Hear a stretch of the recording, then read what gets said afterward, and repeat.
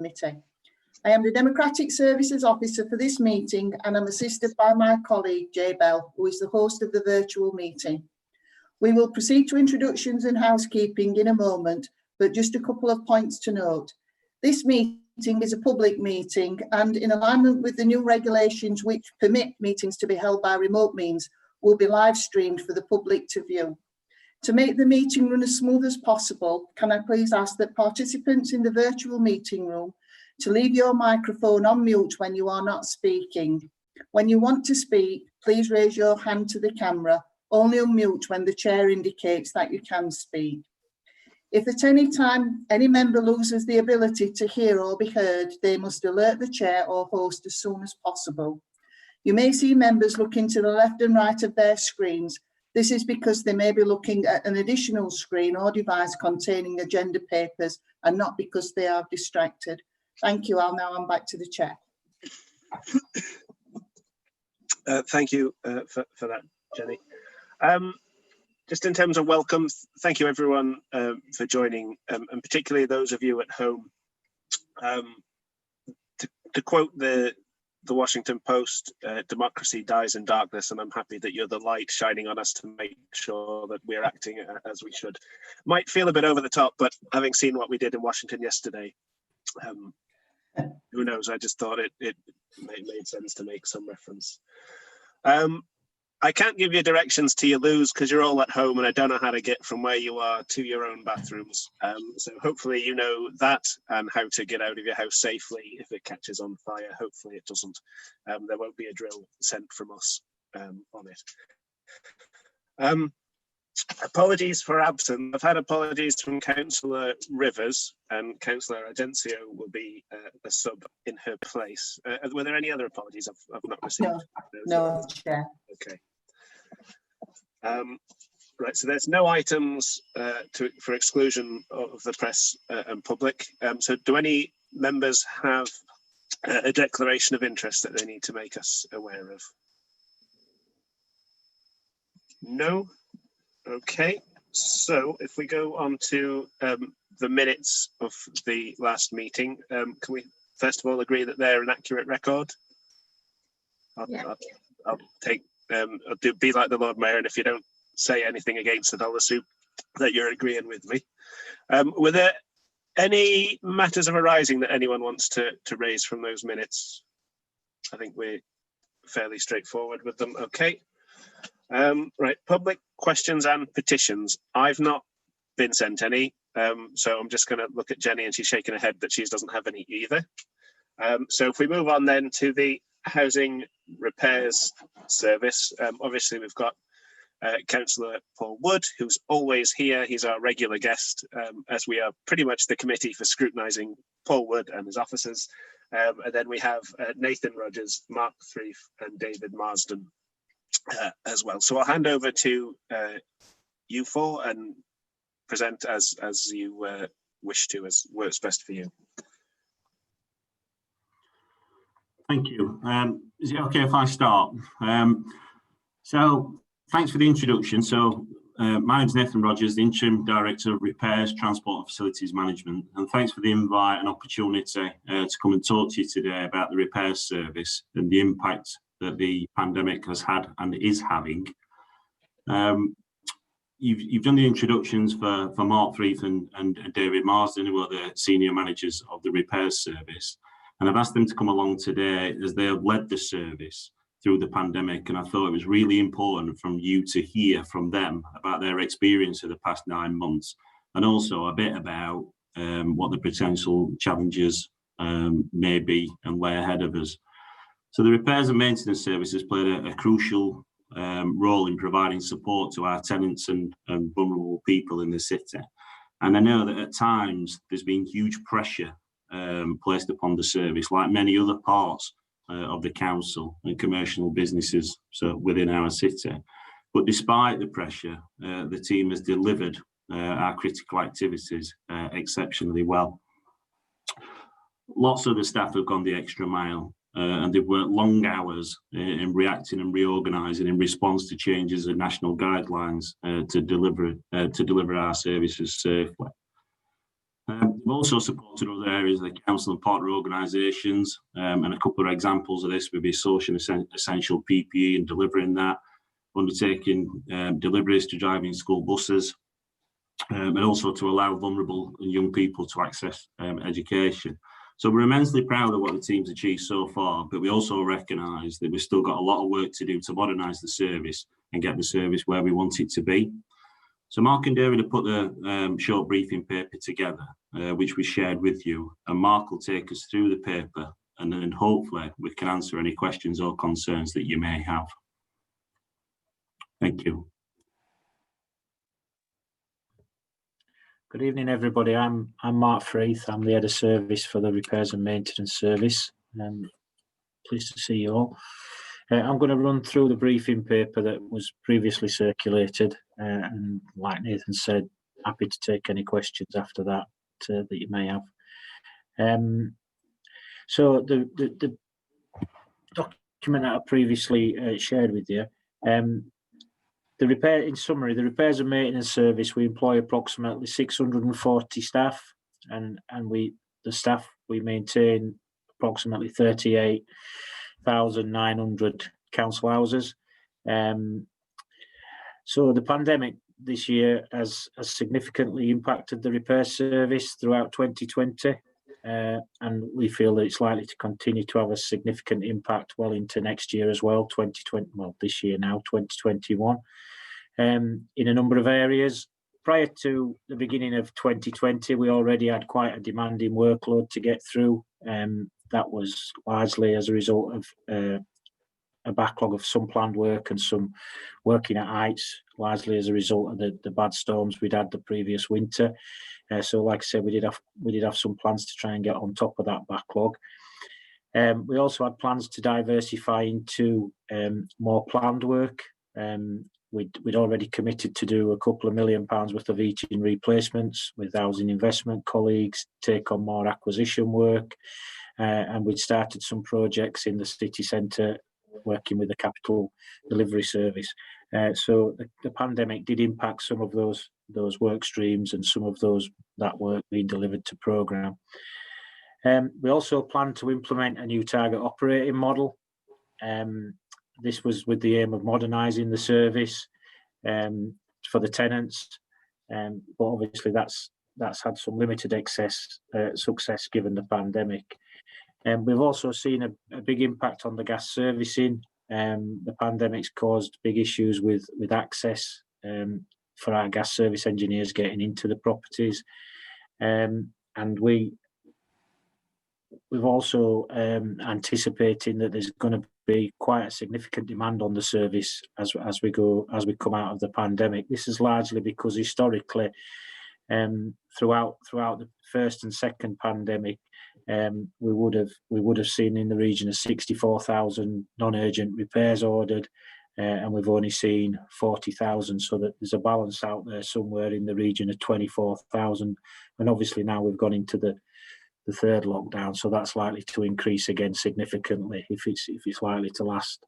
The couple of months that's suggested, that could be in the region of 40,000 repairs that we're going to have a backlog of if the tenants order them once we come out of the third lockdown. So in terms of a bit of background, like I said, we employ 640 staff. We maintain the 39,000 council houses. The service was insourced from Kia in 2017, and we have been in the process of implementing a new target operating model. That was following quite an intensive review of the service, all the things that we do, with the aim of improving. The objectives in the target operating model are generally to modernise the way we do things, to improve the service for both the tenants and the council. Generally, the improvements covered recommend restructuring the service to remove some of the things that were in place to manage the old relationship with Kia, the client contractor roles and responsibilities and systems and processes that were there. We had started to make some progress with that. We recruited a new senior management team now, and they are in place.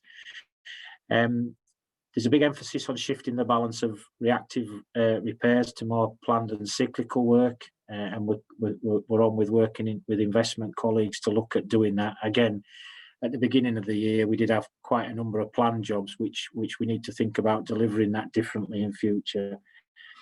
A big emphasis on improving the customer focus and collaboration with stakeholders, yourselves as councillors, members, the tenants, the TARAs.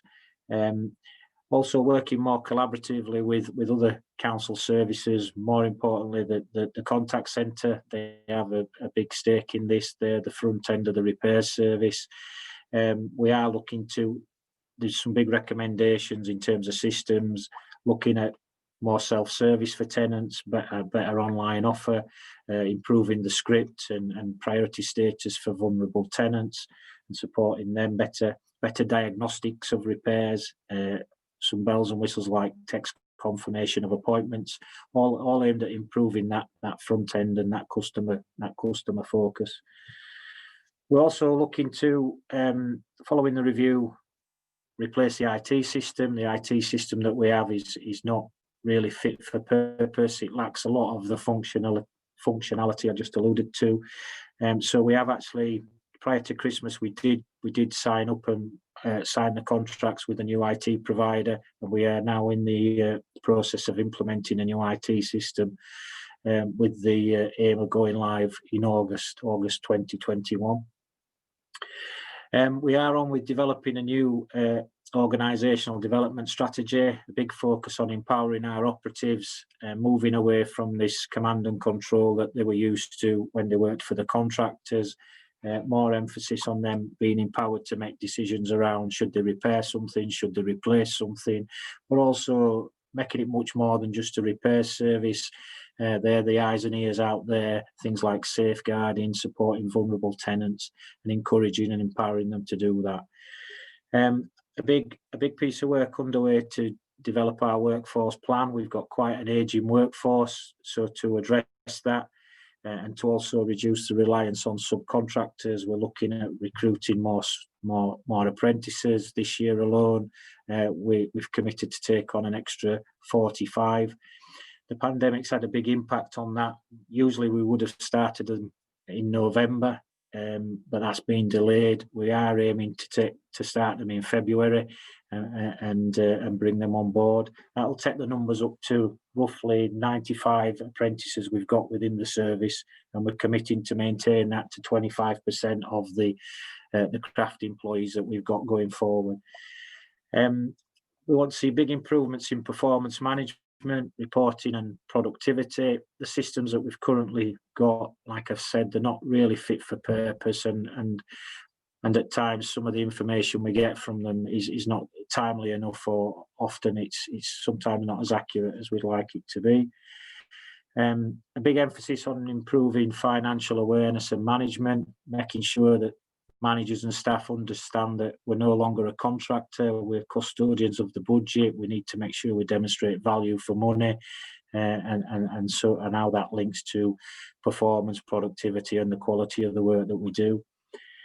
Again, a big improvement that we're looking at is improving the procurement and supply chain arrangements we have in place for subcontractors and for materials. Although we want less reliance on using subcontractors, there will always be a need for them, and in some cases some of the contractors are specialists. They do work that we don't do, asbestos or drain clearing and so on. So we have got a new procurement strategy and we are ready to go out to tender starting in April to procure a new framework. And the emphasis with that is going to be to try and encourage more smaller SME local suppliers, local subcontractors to work with us. So those are some of the things that we were aiming to do, and that have been impacted obviously by COVID. So since the awareness of COVID mid-March, obviously a big focus for us, a big emphasis has been on the health and safety of our staff and of our tenants. And so in doing so, with that in mind, there's been a number of changes. The offices that we have, the main depot at Manor Lane, we've made that COVID secure in line with national guidelines. This includes things like putting stickers on desks and making sure we've got stickers on the floors, 2 metre distancing.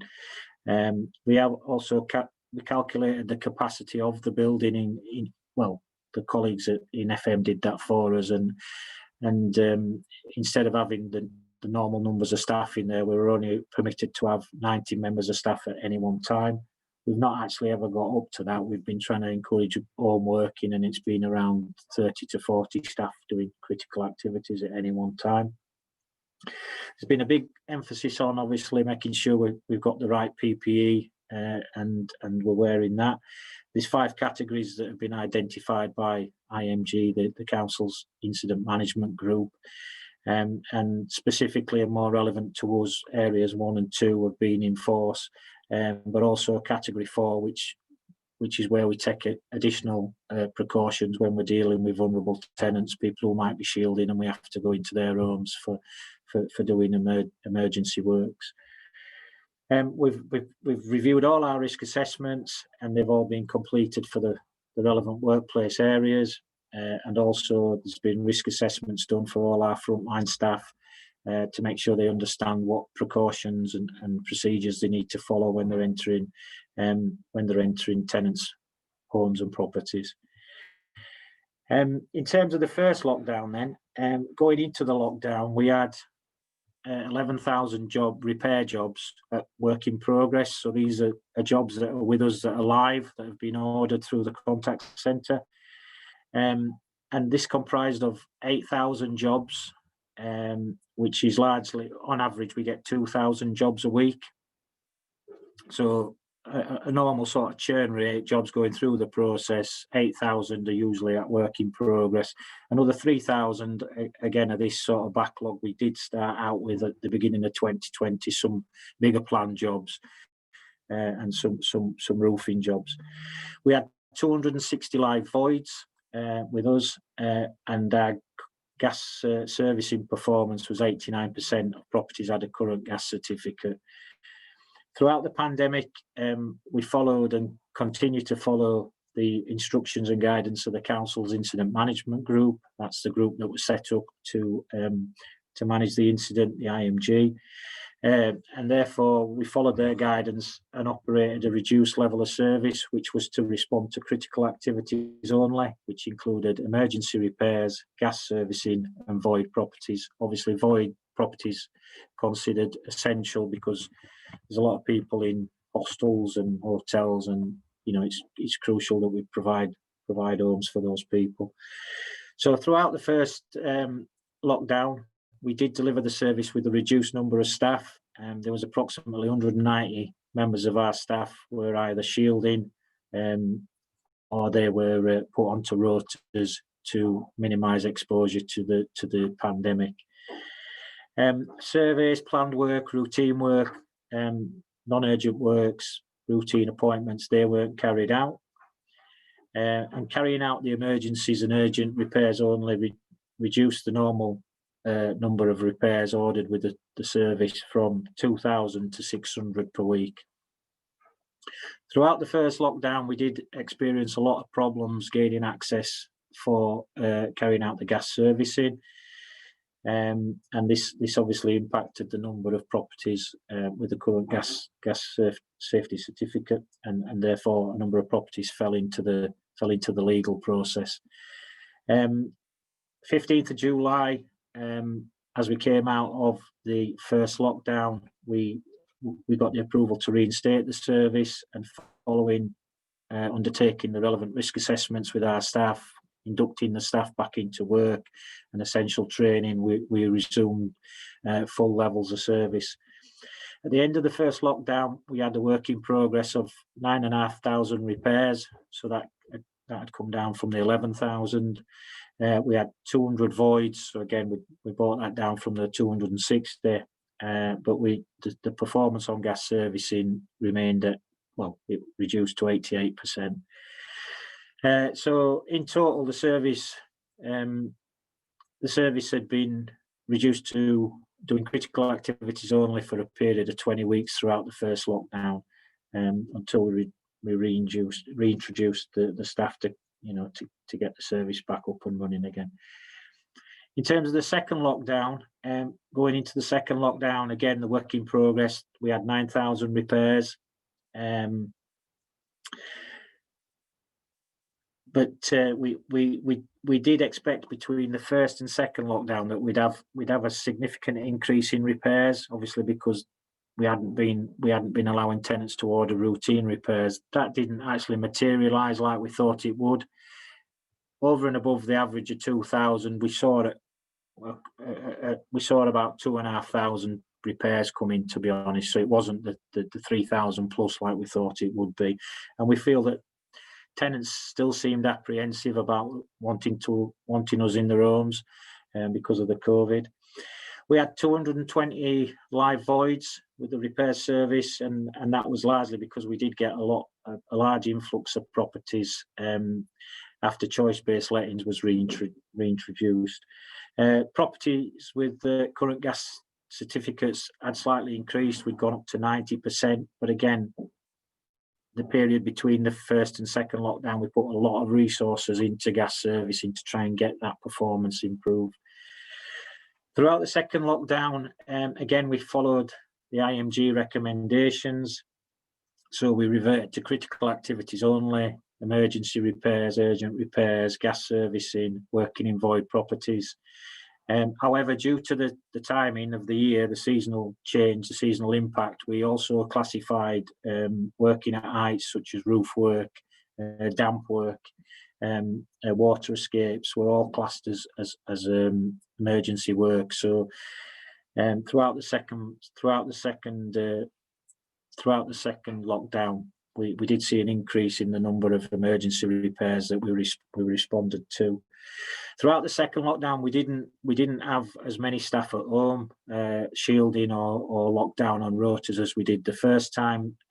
This time, there were only 16 members of staff who were classed as extremely clinically vulnerable and who were shielding and working from home. The rest of the staff were redeployed into either the voids work or other work such as acquisitions.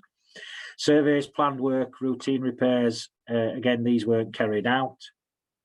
And carrying out the emergencies and urgents, like I said, reclassifying them, including the working at heights, the roofing works, did see a reduction from 2,000 jobs per week, but it was higher than the last time. It went up from 600 to 800 jobs. Throughout the second lockdown, we did continue to experience no access issues for gas servicing. However, we did set up what we call an IT squad to really try and gain access because of the worry about more and more properties falling into the legal process. So that helped sustain levels of performance really on gas servicing throughout the second lockdown. So at the end of the second lockdown, we had 8,000 repairs at work in progress. We had 230 voids, and we had gas compliance properties with a current gas certificate at 90.5%. So in summary, throughout both lockdowns, the repair service successfully responded to emergencies and urgent repairs. We reduced the overall repairs work in progress. We improved performance on void properties, and we sustained performance on gas servicing. We did make some headway in implementing some of the recommendations with our new target operating model. We recruited a new management team, we procured a new IT system. We did that in 6 months, to be honest, from start to finish, which is quite something, to be honest, for a council. And we also have started having meaningful dialogue with the trade unions about not just about our response to COVID and them supporting us and working together, but also about the plans for the future in modernising the workforce. There is a little table there that just summarises that for you. Now I won't go through that. So I suppose a bit of detail in terms of the operational response. In terms of the response to COVID, we planned and organised the resources to have the ability to respond to critical activities in the first instance, which included the emergency repairs, the gas servicing, the void properties. We've developed a tracker to compare actual volumes of repairs, void properties, performance on gas, to understand the financial and resource implications the pandemic's had. We've batched up work such as high value fire damaged properties, which we get a few of, acquisitions, roofing work, doors, windows, plastering work, and we've been working with our housing investment colleagues, and they've been delivering that through some of their framework contractors to help take some of that work from us. We've increased the volume of work we've been giving to our own framework contractors, and we've also recruited agency workers to supplement our teams with additional labour. Our own teams have been working flexibly and overtime to give us extra capacity, and we've tried to improve our communications with stakeholders, yourselves as members. We've set up a dedicated phone line, albeit we have had problems with that. And we've also set up a dedicated email address for members to contact us with any queries, so we can support you with that.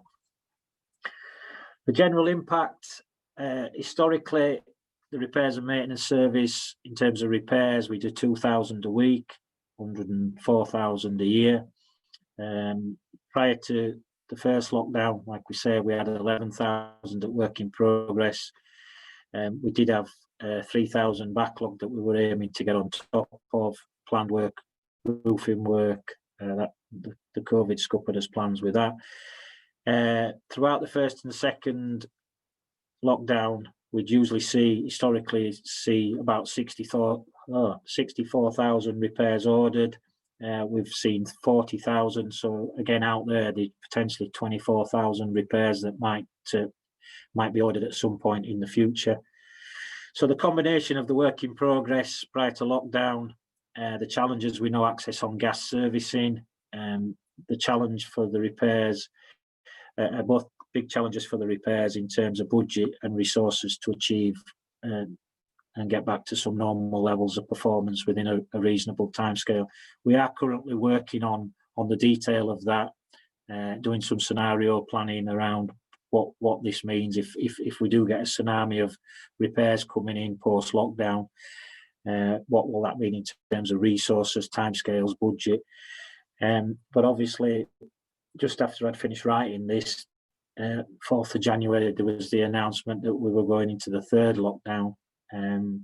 So we have this week been really busy implementing our business continuity plans, working with IMG. We've gone back to delivering critical activities only, again, so emergency and urgent repairs.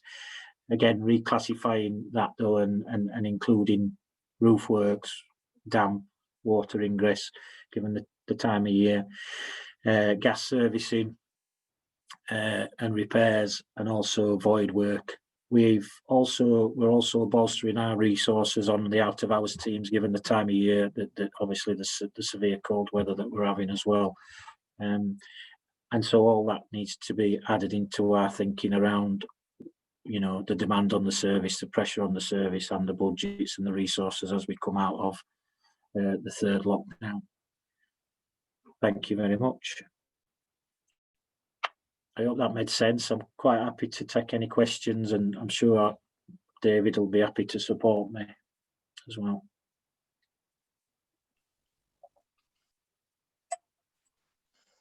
I think we have got a few questions.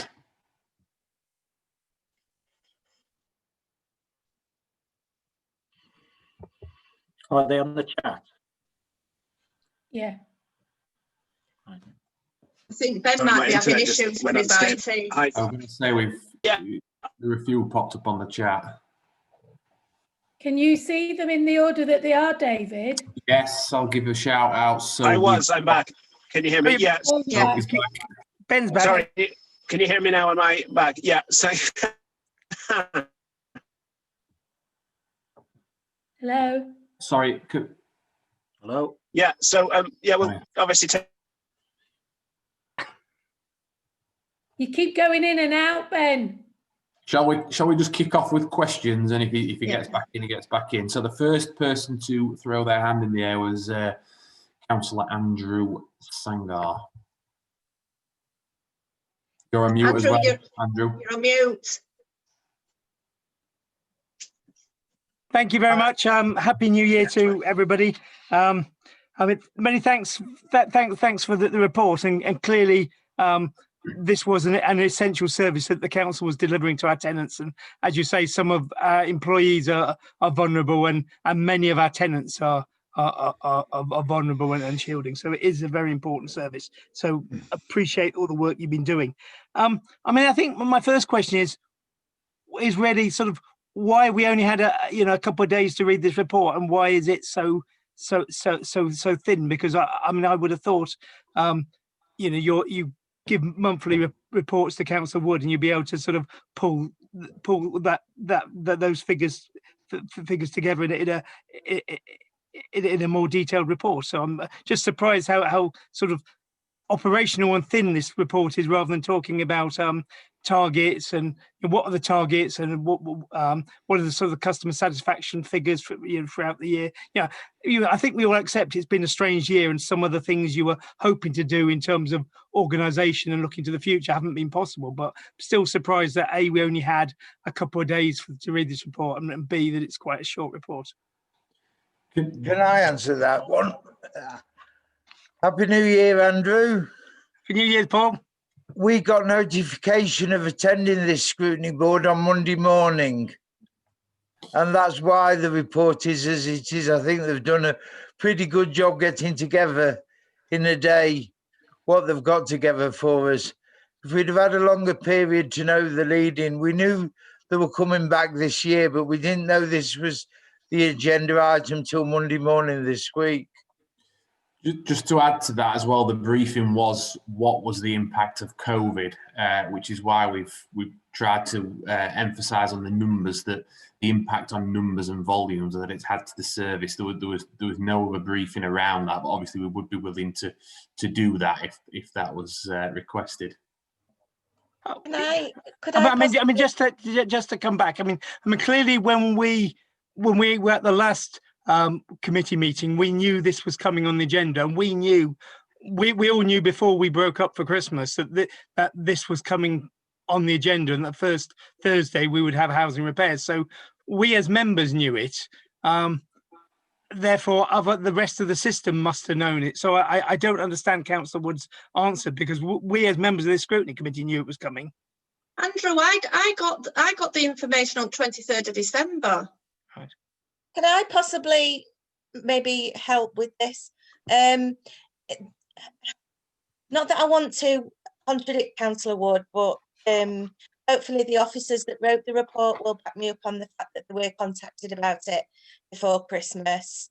I think that possibly the Christmas break meant that some of the information and requests for information didn't catch up, but the reason why the report wasn't requested until the new year was simply because of the Christmas break. The deadline for publishing the papers was the day before Christmas Eve, 23rd. So it wasn't possible to ask people to rush through a report in that time scale, because they would have only literally had a few days to do it. So what I asked them to do, and I did email them this before Christmas, I asked them to write a report that could be published very, very early in the new year, as soon as it was available.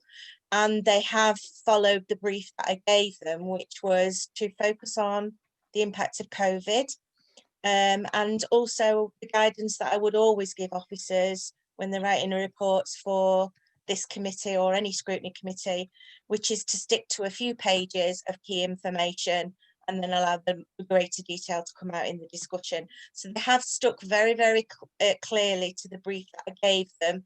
I just want to make the point that the information was requested before Christmas, but I gave them the January deadline. Nathan's got his hand up. Nathan, do you want to come in? Yeah, thank you, Chair. And just to try and provide some clarity on that, I do agree with Deborah. We did receive it on the 23rd. There was a Christmas break, and that was the brief. And to be fair to Councillor Wood, I didn't discuss it with him until Monday morning. So that may be some of the confusion between the timeline. Take on board, Councillor Sangar, about the detail in terms of performance figures. And we can respond after this meeting at a later date and provide a more comprehensive set of data that shows targets and actual performance. And with agreement from yourselves, I suggest that we do that in due course. Okay, I mean, thanks for those responses. I mean, I want to come back later, but just in terms, just so that we all understand, in terms of the gas certificate figure, which in your table goes from 89% to 90.5%. What is the target for that figure? I mean, because it sounds to a layperson, it's the sort of thing you want it as high as possible.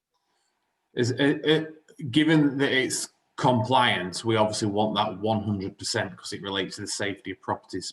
So the gap in the figure from 100% often relates to properties that are in the no access system. So some of these properties will be at legal stage, will be trying to go through the courts, which also have been closed, particularly in the first 20 weeks, the courts was all closed. So our housing team that then take the baton, as I call it, to court to obviously force entry to these properties haven't been able to in the first 20 weeks. Additionally, some of the guidance that came out from GasSafe around the first pandemic was that not in an MOT style scenario like they did with the cars, but that we just had to document that we tried to get in, but obviously we had to support the tenants in vulnerable, and we had around 1,800 tenants that was in the vulnerable category that we proactively worked with our housing colleagues to identify those people up front, so we wouldn't knock on their door, barge our way in to do the gas service. Particularly given the first pandemic when everybody was absolutely terrified and not knowing what was hitting us. So that's where the gap lies. Okay, I know there's lots of other questions. I'll let other people ask theirs. Okay. Okay, Councillor Auckland. Yes, thank you. So thank you for the report, for the information that we have got. And obviously we appreciate the work that has been done by all the staff during the pandemic, and it's been very difficult for everybody. So, I would want that passing back. But my questions are around tenants as well. So you've talked about working with vulnerable tenants. You've talked about doing emergency repairs. I just wonder, what's the feedback been from tenants? So certainly in my employment, we were constantly sort of monitoring feedback from clients with satisfaction with the service, etc., etc. And I just wonder, there's no reference anywhere to what the tenants have had to say, and importantly, what the TARAs have had to say about things. The other issue area that I want to ask a question about is that Mark mentioned about the changes, the updates, the improvements to the system, text messaging, IT skills, systems, new IT systems, and tenants and the TARAs being able to access the service using technology. But a lot of our tenants, and you mentioned 1,800 vulnerable tenants, they're not necessarily going to be able to access that service using those methods. So I wonder what provisions are being made in respect of those tenants. You talk about improving communications, and that's really important. And I just wonder how it is all going to work. So the improvements to the services, I'm sure, are going to be very good. And you spent a lot of time on doing that, but how are you going to convey the detail of those changes, and how are you going to be sure that tenants can easily access the services given the changes? So yeah, customer satisfaction, tenant satisfaction. If they've called somebody out, are they routinely asked if they're happy with the service? And then moving on to the technology that you talked about and the improvements, how is that going to work? So those are my questions for now. I might come back. Do you want me to answer the customer satisfaction, Mark? Then I'll let you just give a bit of an update on the IT element and the communication that comes with it. The customer satisfaction has been measured throughout the pandemic, which has remained fairly stable. We operate around 92%, 93%. I think we dipped below 90 slightly, and we're back up around 92%, which, if I'm honest, is quite surprising. And I say that because tenants are obviously waiting for some of the jobs for some time now, as we've switched on and off the non-essential repairs. We've probably found that tenants have become a bit more patient, and I'm not saying that's completely acceptable. But as a whole, whether it is because of the pandemic, but customer satisfaction has remained fairly stable. Over to you, Mark, for the. But can I just come back on that, David? Because you've told us it's remained fairly stable, and you've told us it's around 92%. But there's no information about that in the report, and there's nothing to say how that's been measured, and there's no information at all, really, is there? I think it's reported verbally. Yeah, whilst the brief of the report was around the COVID impact, I think it's a fair comment that, you know, that is something we need to consider. What was the impact on the customer satisfaction? So we probably could have put it in there. And as we said earlier, it's probably one of the figures that we'll come back with retrospectively. So you're up to date with where we are in performance against target.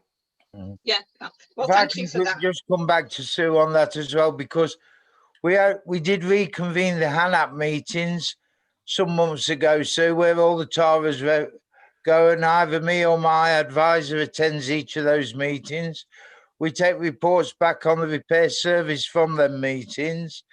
In addition to that, any TARA that's asked myself or any LCRT that's asked myself, as Ian Auckland did, to go and speak to them about the issues with tenants and that, I have attended. I've got one coming up on Monday as well with another tenants association. So we are getting out there in that sense. So in addition to that, we have written to every tenant or emailed every tenant. And bear in mind, we have, I think it's about 25,000 of our tenants on direct email access now, on a regular basis through housing, which has informed them of what's happening with the repair service on a regular basis. And there's a full mail out goes out in January with the HRA report to every tenant, which will include all the repair service in that as well. Yeah, okay, but there's no reference to any of that. That sounds really good, but there's no reference to that, any of that in the report. But it wasn't the briefing we were given. Well, impact of COVID. Yeah, okay, but maybe okay. I'll let them answer the second part of my question about the technology. Well, throughout the review of the service, developing a new target operating model, we did consult with a number of tenants and councillors, and they helped us shape the new operating model, which led us down a path of we needed to procure a new system with better functionality. The online offer we've got now doesn't work. The script at the contact centre's not ideal. We don't have any proper diagnostic tool. We don't have a dynamic scheduling tool or route planning. We lack visibility of the overall number of repairs and jobs we've got and at what status. So this technology will give us a lot of that. I accept what you're saying, though. Especially with COVID, it's not going to be easy to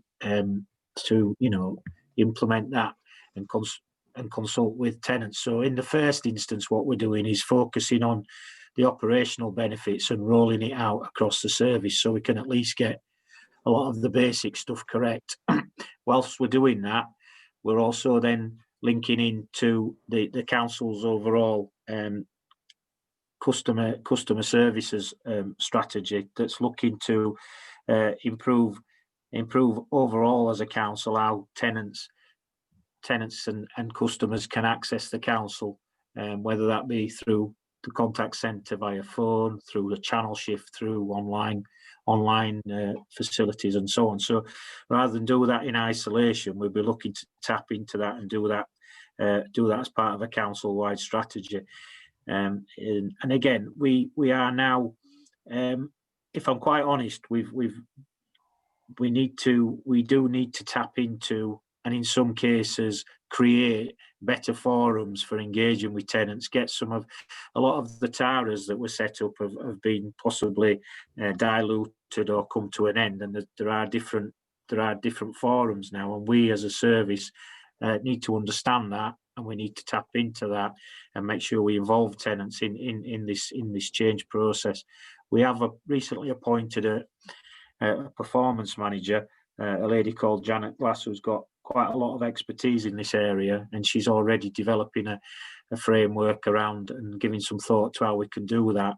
Ideally, in the first instance, a joint up approach with our colleagues in housing, but it's not something we're going to overlook. We're committed to involving tenants and their representatives in trying to get this right.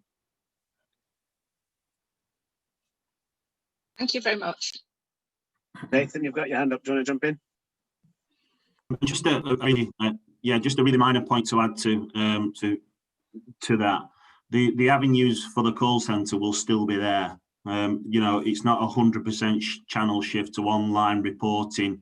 What that will do is give people who's got the confidence and the technology to be able to report and track a different channel into the service. The telephony avenue will still remain at one end. Okay, Councillor McGowan. Thank you, and thanks for the report, and thank you to all staff as well. I know it's been horrendous times for everybody, and they've done really well to keep going. But I've got mixed feelings about the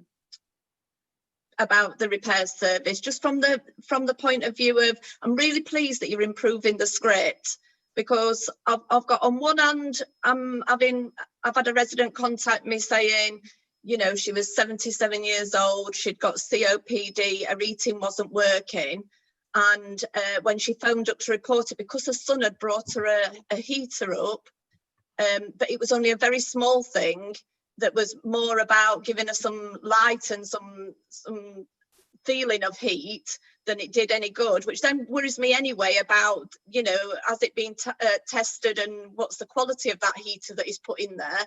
To be told that nobody could come out to her, and that she had to sit with a blanket round her legs, and that just wasn't good enough as far as I was concerned. I had reported that through, so that's been dealt with. But then on the other hand, so that was a bad case. On the other hand, I had outstanding service on New Year's Eve for a resident at 5 o'clock that contacted me, that was in sheltered housing, where it was Andy Naylor actually that dealt with it, and he got someone to go out straight away. And so I have extremes of satisfaction, if you know what I mean. So it's just that it never seems consistent, and I think that's the thing for me.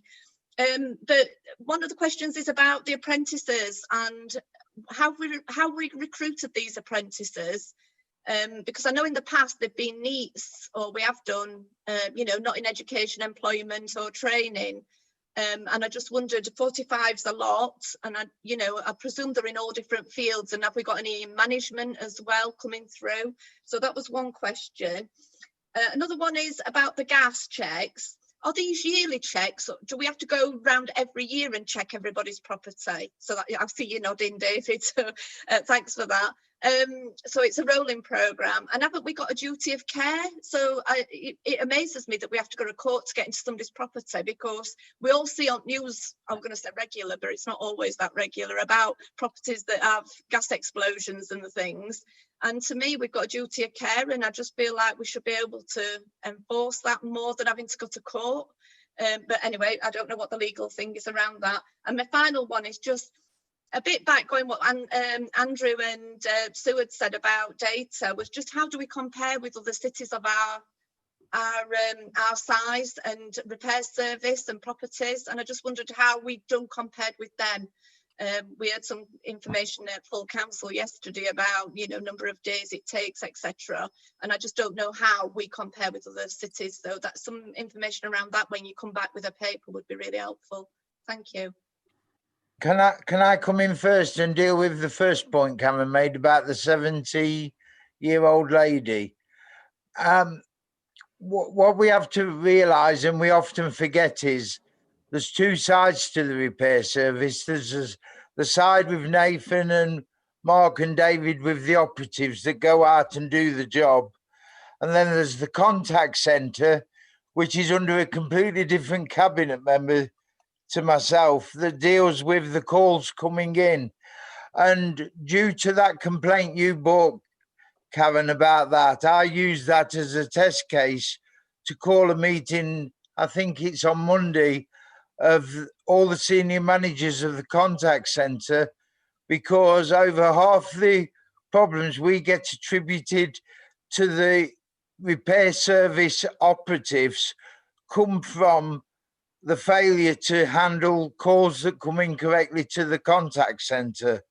And so that is an absolute priority. And Councillor Fox and myself have asked for a meeting with the executive director and the management of the contact centre to look at how we get this sorted out, because you're quite right, from your point of view, it's a repair problem. But the problem for that lady, it never got to the actual operatives. It was a problem that stopped in the call centre and the contact centre. So that is something we intend to address, and we have a big meeting on that next week. And I've got numerous cases that I'm going to be able to show to them where the call hasn't been handled in the most appropriate way, and we do need to sort that out. And Nathan and I have spoke about how we can then perhaps integrate some staff from the repair service to be on hand within the contact centre, so we get people signposted correctly. But the signposting is often a lot of the problems we have when calls come in. So just to assure you that we have taken that on board, prompted by that case that you've quite rightly mentioned tonight.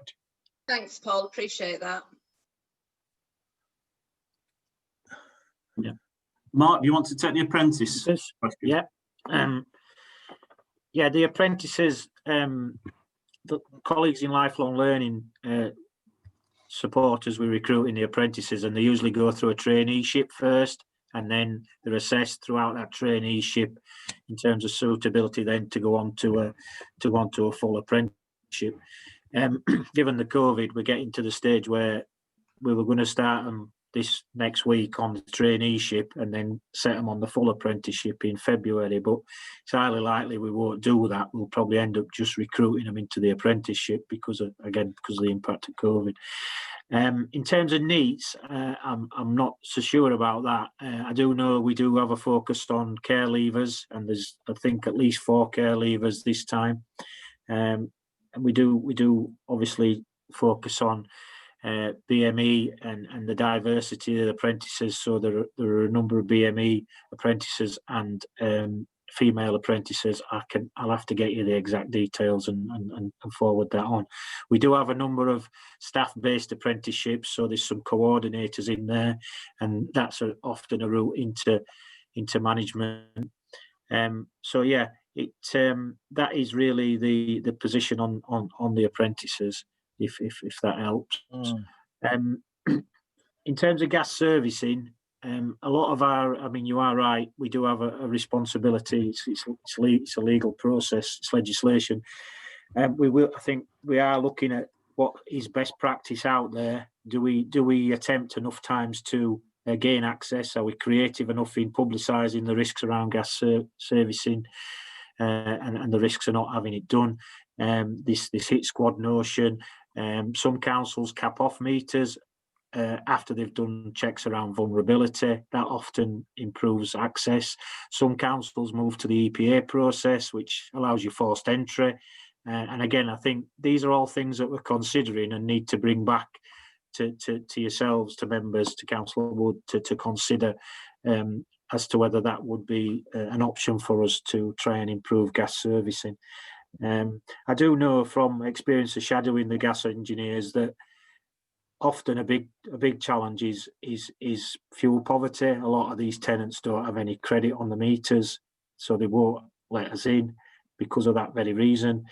So it is quite a challenging environment to work in gas servicing. In terms of how we compare, generally, I don't have every measure, but from my experience of where we currently are, gas servicing at 90% is not good. We need to be up at 99.9% if we could be. So I suspect we'd be in the lower quartile. In terms of void properties, we're currently taking in excess of 45 days key to key. We need to be down at 25, so we'd be in the lower quartile. In terms of overdue jobs, that performance is probably 36 days, which is not ideal. A lot of that is skewed because we've got a lot of planned work in there. That's why there's a push to move towards more planned and cyclical ways of working and take those out of the repairs and do them through investment programs. So these are all things that performance isn't great. We're probably lower quartile in terms of comparison to other councils.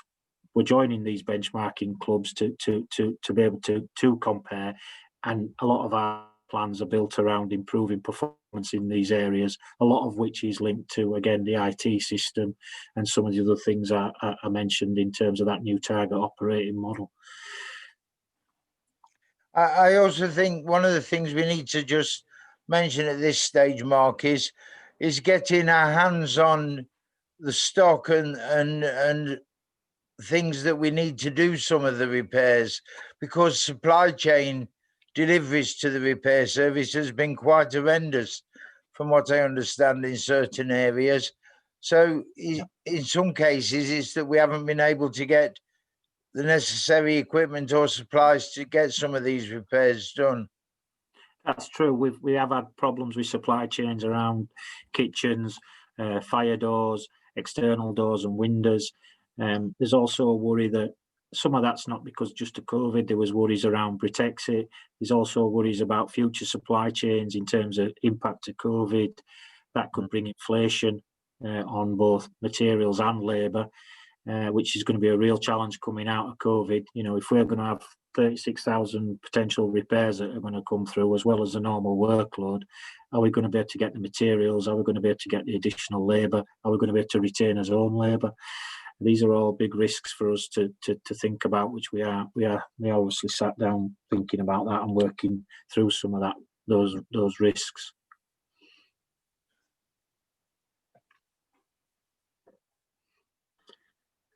Did I fully answer all of that question? Yeah, I think so. Karen's nodding, so we'll take that as a full answer. Councillor Argentio, do you want to ask your question, please? Thank you, Nathan and Mark and David for the presentation and the answer so far. I was glad the report was not very long, because I only agreed to sub this afternoon at 3 o'clock, and I was at work until 4, so I could quickly read through it. Thank you for all the work that you've been doing, under dire circumstances. It's really good to know that the services that are now in-house are moving forward and in a positive way. And I think what is important is look forward, what the plans are for the future, and improve what's happening. And as I've said before to Nathan, the point to which as councillor deal with repairs is when things have gone sometimes so far where residents are really upset because things have not been done properly. So my questions regard the human aspect of it. On one side, our tenants, for whom we have a duty as a landlord, but also as a council, because lots of them may be vulnerable for a variety of reasons, but also the staff that are the public facing side of the council, especially now that we've brought in-house all the people that have been tupied from Kia. So I have the two sides is, how do we ensure that staff are trained properly? And I'm not implying that they are not, but obviously they are the face of the council, so we want the council to portray an image and to concretely actually solve problems for people for good. So it's not just about repairing, but it's to do a job so that another repair is not necessary. So it's not about cutting corners or saving money. It's about doing a good repair, because the property is our property, is not the tenant's property. So we need to keep them to a standard that is excellent, you know, is the best possible. And, you know, I'm glad that we're looking at doing routine work rather than doing repairs, you know, having a cycle of investment in the properties to keep them to a good standard. But on the other side is, how do we ensure that staff are always, you know, courteous and respectful and understanding, and they have the right notes if you want. So if, for example, there is a history on a property of a certain repair, do they actually know when they turn up that the tenant might be frustrated because it might be the third or the fourth time that a repair has been carried out? Because, you know, we deal with people, we deal with the staff, which are by and large fantastic and hardworking, but we do get sometimes, you know, reports that, you know, people have not been courteous. I had a case last year when a very, very elderly lady, she was not happy with a shed in a garden that wasn't repaired to a good standard. She didn't want to repair. She thought the repair was pointless because the shed needed replacing. And I found out that the member of staff had not been polite to her and dismissed her, and that shouldn't happen. And, you know, there might be a reason, but how do we ensure that our staff are always positive and helpful, so that we don't get in a situation where someone who's in a late 80s, is treated, you know, dismissed and patronized. And at the same time, how do we ensure that the cases where repairs are not done properly and therefore residents get frustrated become like a real, you know, a rarity for us, and so we don't have to deal with them ourselves, you know, and put people in the right. I have lots of other questions about apprenticeships and things, but I think it's I'll stop there for now. Yeah. Well, thank you for that. Well, how we've started to think about managing this is all of the things I've mentioned about the improvements we want to make, and not just the IT and so on. The, you know, the approach to developing the staff for these very reasons, to make sure they understand we're much more than a contractor, like they were with Kia. You know, we're council employees. You know, with the eyes and the ears of the council, we need to support tenants in terms of vulnerability issues, signpost tenants to any other services that they might need. We've got a service plan now for the service, and it includes all of those improvements we want to make. And that service plan is the guiding document that will be used by managers to be cascaded down to every team to say, this is what we are as a service, this is what we want to achieve, this is how we hope to achieve it in terms of how we treat customers, train people, improve service on gas, repairs, appointments. These are the things we're going to do. This is what we're expecting of you. And that will form the basis of their performance management review, the PDR, and also we're implementing what we call regular one-to-ones. So within 4 to 6 weeks, everybody should be having a conversation with their manager, with their team leader, and so on, all the way down to the trade operatives, to make sure we all start to understand what the priorities are for the service, how we want to work, how we're performing, where the challenges are, so we can put people in to support that and put that right. So that's the sort of performance management framework that we're putting in place.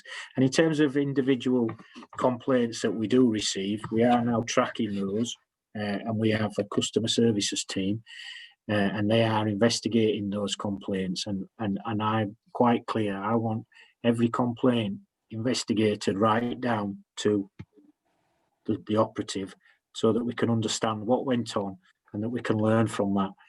So it's not just a complaint that's left and a phone call. It's actually drilled down, conversation with the operative, and then we're hopefully getting to. David's got something in place he calls a 360 review. Every 4 to 6 weeks, we can look at attendance, productivity, quality of work, any complaints, and then there's a conversation with those operatives to make sure that, you know, we might have not been clear. They might need some training. They might need some different tools, or there might be some justification in terms of there might be conduct issues or behaviour. So that's how we're starting to address and make sure customer focus is embedded and the objectives of the service are embedded right the way through the service. So, like I say, that's the thinking, and that's the approach we're taking. But it's not to catch people out or to tell people off. It's just to, where we've got challenges, we need to be working together to improve them. I am a big believer, and we're probably not quite ready, but I do want to start then thinking about behaviours, you know, because I think behaviours are really important as a service. It's how we behave as a service, the image of the service. And I think, you know, we're going to have a conversation about whether we introduce that as well as part of the performance management framework, because you're right that we could have the best joiner in the world at fitting doors, but if his attitude's wrong, if he doesn't respect the tenant's property, if he doesn't clean up after himself, you know, it means nothing really. So these are all the things that, when I talk about developing a framework, a training framework to empower people, because that's what we want to do. We don't want loads of managers managing these people. We want them to understand, be empowered, be trained, have the right behaviours, the right attitude, and that's the aim of that's what we're working towards. And the service plan is the document we've got, and that's our guiding document to start implementing these changes. Hopefully that makes sense. Yeah, and on the side of the tenants, I'm just wondering how we ensure that there is that kind of information, that the information that the team that respond have is correct, so they might be aware, because that is a factor sometimes. And, you know, we need to support staff obviously to grow, and as I said, I am 100% sure that most of the staff are fantastic, and we need to do it in a supportive ways where there is an incentive, you know, for them to, you know, they need to buy into the process, don't they? And we need to make them proud of the work they do, because they do a very important work for our tenants. So you know, without, I wasn't, you know, being so critical of the staff. I just wonder how we ensure that the human element of it on both sides is nurtured. But it is, you know, performance is not a negative thing. I'm hopefully this framework will do two things. It will address areas of well, more than two things, a lot of things, but, you know, it'll help us identify and address poor performance. But I'm hoping that it'll help us promote the service in a good light. You know, these things that we're putting in place, hopefully over the period of time, will become hopefully upper quartile performing against our peers in other councils. So, you know, it's a framework to drive improvements and be able to demonstrate that. In terms of the data on the systems, it is a bit patchy at times, and it's reliant on a number of different agencies, other council services feeding into it as well, and keeping the records up to date. This new system that we're procuring will interface with all these systems around hazards and the CRM system around the tenants' information around vulnerability and so on. So hopefully that will be an improvement. I mean, and you're right, we have got some really good staff. There's been some really good examples of that throughout COVID. I've had phone calls from councillors and from tenants about how you know, some of our operatives have sat with people who've been in distress because of COVID and phoned the emergency services, have been there and supported them, gone the extra mile, sat and talked to people who are clearly lonely and in distress and so on. So there are some really good examples, and we do monitor complaints, but we have also started to build a profile of compliments. We get letters in complimenting staff. So yeah, it's not all one-sided. We do have some very good employees, and again, we are promoting the council as a service. You know, the council is a great place to work. You know, we're not saying that we do need to modernise. We're not saying they do a bad job. We need to modernise because things move on, technologies move on, ways of working move on, you know, and we're promoting the council as a good place to work. That is the incentive for them to work with us and be proud of what we do. And like I said, most people are signing up to that and buying into that. Thanks for that. Councillor Murphy, do you want to ask your question? Yeah, thanks, Martin. Thanks for your report. And yeah, reiterate what colleagues have said in terms of thanking the team. It's been an incredibly difficult time for yourselves and for the people that you serve. Mine is exactly what you've kind of described, really, a complaint and a compliment, because I think it's always fair to bring both to the table where you can possibly. But my concern with the experience I had throughout the first lockdown, and I don't know if it was you, Mark, that helped out eventually, and Paul, I know, also helped out, was about people who are in very vulnerable situations. And I'll give you two scenarios.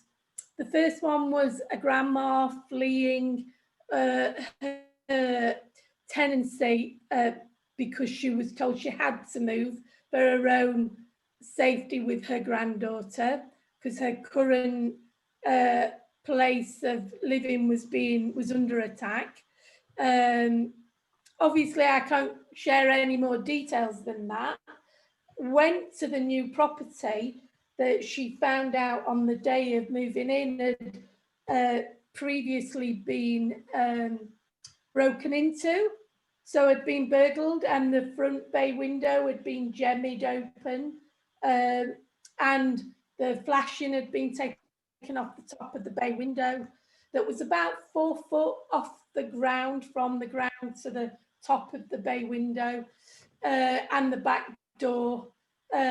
So I would class that as an emergency repair, because obviously this is a woman and a granddaughter moving, fleeing some property that was unsafe, so was in fear of her and her granddaughter's life.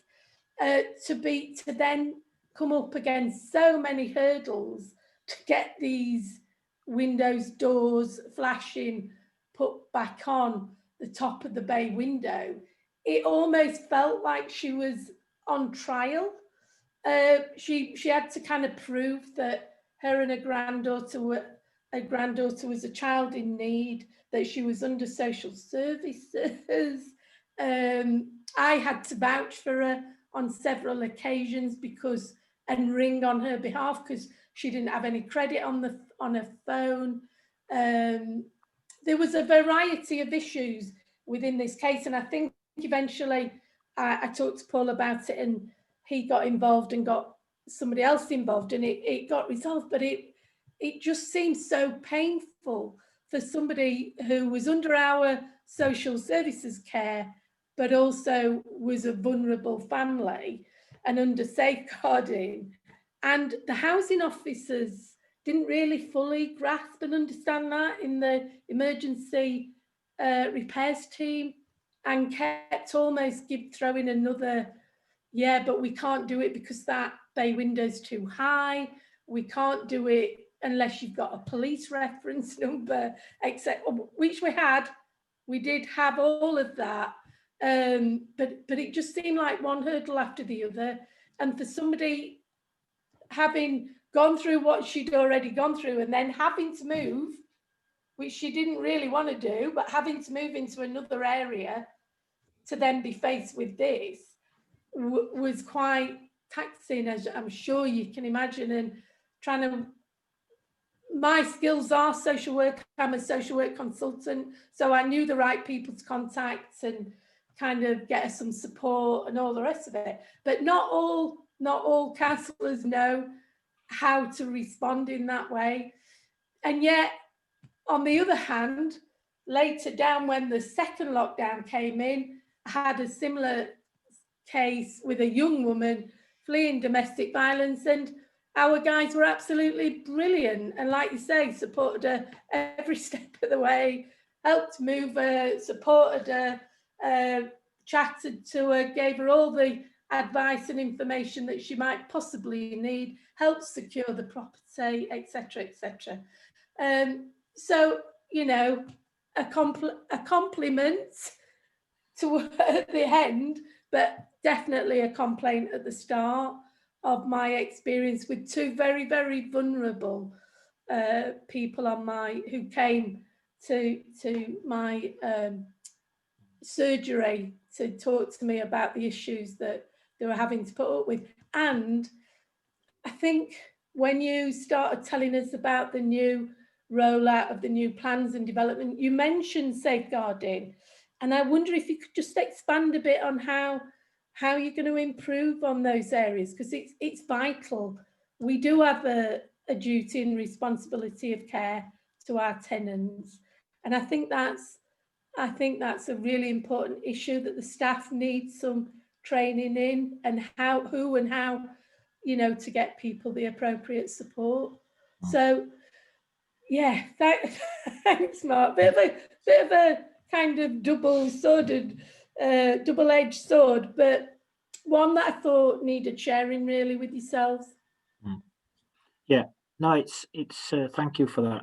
I mean, I'll be quite honest, you know, I've got a service which comprises of sort of 3 different component parts. I've got a contractor part, I've got a client part, I've got some council people in there. I've got three different cultures, and people still work in different ways. You might have come across a person who says, well, we need X, Y, and Z because they were in contractor mode, and then somebody else will be in council mode. So you might have got that person second, and they might have all had different levels of training, safeguarding or not.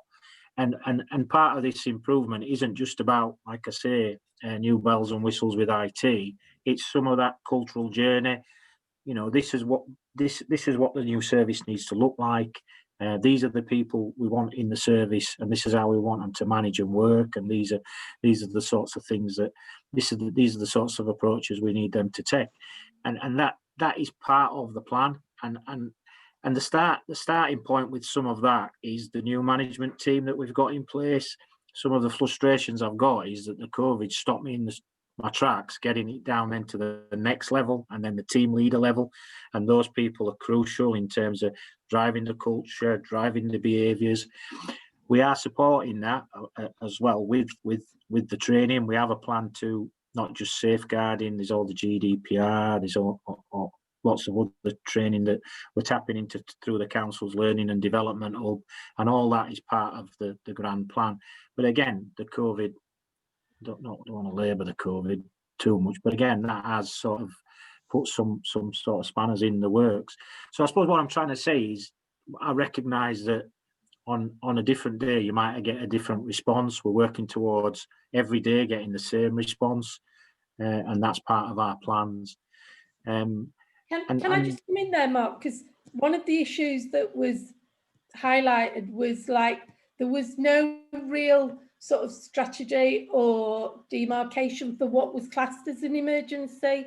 So like the height of the bay window was about 4 foot, maybe tops 5 foot, and the flashing had been stolen as a result of the burglary. And the first guy who came out and said, oh no, we can't go to heights in an emergency. And yet another guy who came out didn't even question the height towards the end. He just came out and fixed it. Do you know what I mean? So there was two confusing responses, I suppose. I can be quite honest. I'll be quite honest with you. We've got what's called a repairs team and a working at heights team. And anything over 2 meters, they pass to a working at heights team. My view is they're all repairs. Yeah. And a repair is a repair. And there is an hierarchy in terms of if you've got to go above 2 meters, there's sort of safe systems of work you can follow to do it properly and safely. Yeah. And again, this is some of the training and learning and cultural change that we're trying to get right with the service, yeah, that is that. But that kind of double kind of standards, if you like, just makes people not trust us even more. If one officer can come out and say can't do it, and then a few weeks later an officer just comes out and does it, it's. But where we want to instills that, you know, that we can't be trusted because we're giving double messages. But you see, I think where we want to get to is, again, the new system will help us achieve this, is, you know, we'll be able to quickly start to monitor how many operatives physically complete every job on first visit. And if you're an operative that doesn't, because you might think that working at height is an excuse rather than using your initiative, doing a dynamic risk assessment, positioning your ladders in a certain way so they're safely to complete the job, you'll come to the top of the table, and then we'll have to retrain you and have a conversation with you and support you to make sure you start doing more jobs right first time. And that is the process. That's the process and cycle we're going to be going through to try and change some of these behaviours and ways of working that have happened in the past. If there is clearly an health and safety concern, then yeah, I'm not saying that we'll compromise safety, we won't. No. But it's not going to be as easy for people to necessarily pick and choose what work they may or may not do. And again, this is part of the culture. When they were on bonus and with at Kia, they get 20 jobs a day, and they cherry pick which ones they were going to complete. And we've inherited some of that, to be honest. And we're working our way through that. And so that is how I see it. And we're working our way through that to change that behaviour, to be honest. And and it will form part of that performance management framework that we're implementing. Great. Okay. Thanks, Mark. Thanks. Councillor Huggan, do you want to take your question? Happy New Year to everybody again from me. Basically, there's a few bits to pick out of this quite slim report, and I understand there's been some sort of at the top where a bit miscommunication.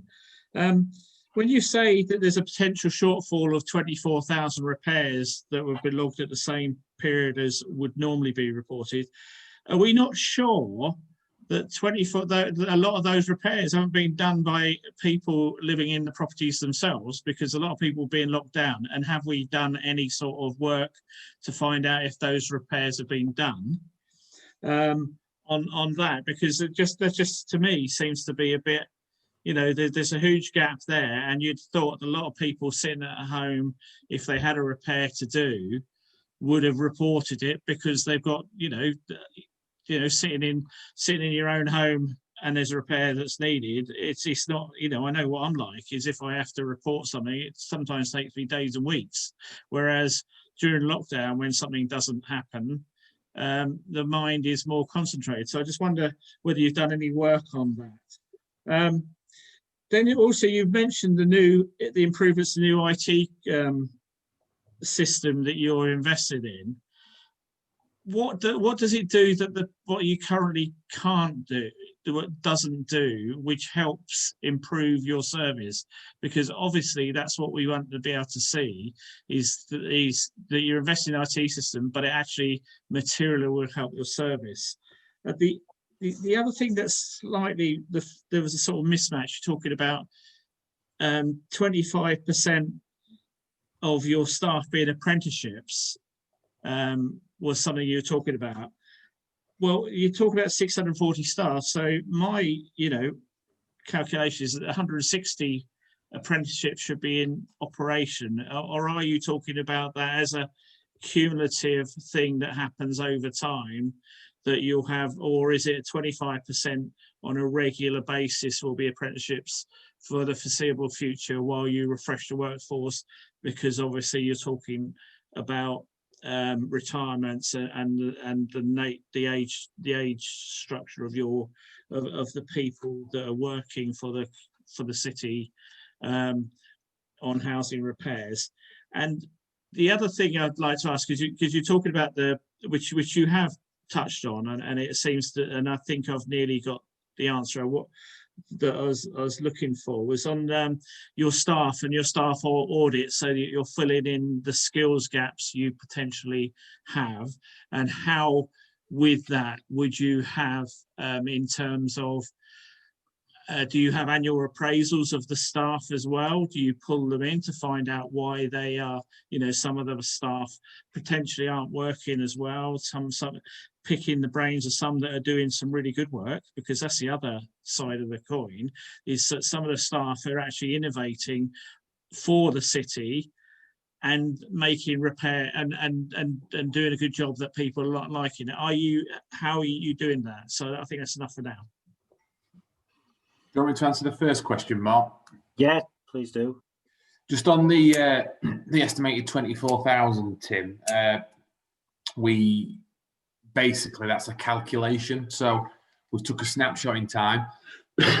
So in this case, we measured what we've got on this for the first 3 quarters of the year, from April to December, which typically we would have had about 64,000 repairs. And what we've seen at the moment is 40,000.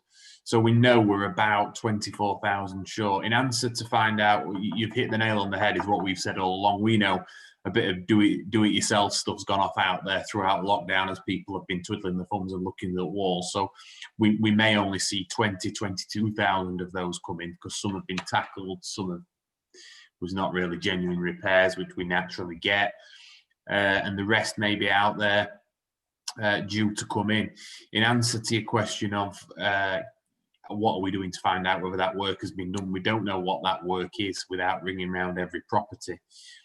So we are unaware. We're just making a guesstimate, if you like, really, of the number that's out there. But that's how we've come to the 24,000 estimate. We know we've got a shortfall of 24,000, but in theory, if Mrs. Miggins' door needs repairing before lockdown, 9 months later, it's not been that urgent, it's just not clicking in right, but she can put up with it. She doesn't want anyone in a property.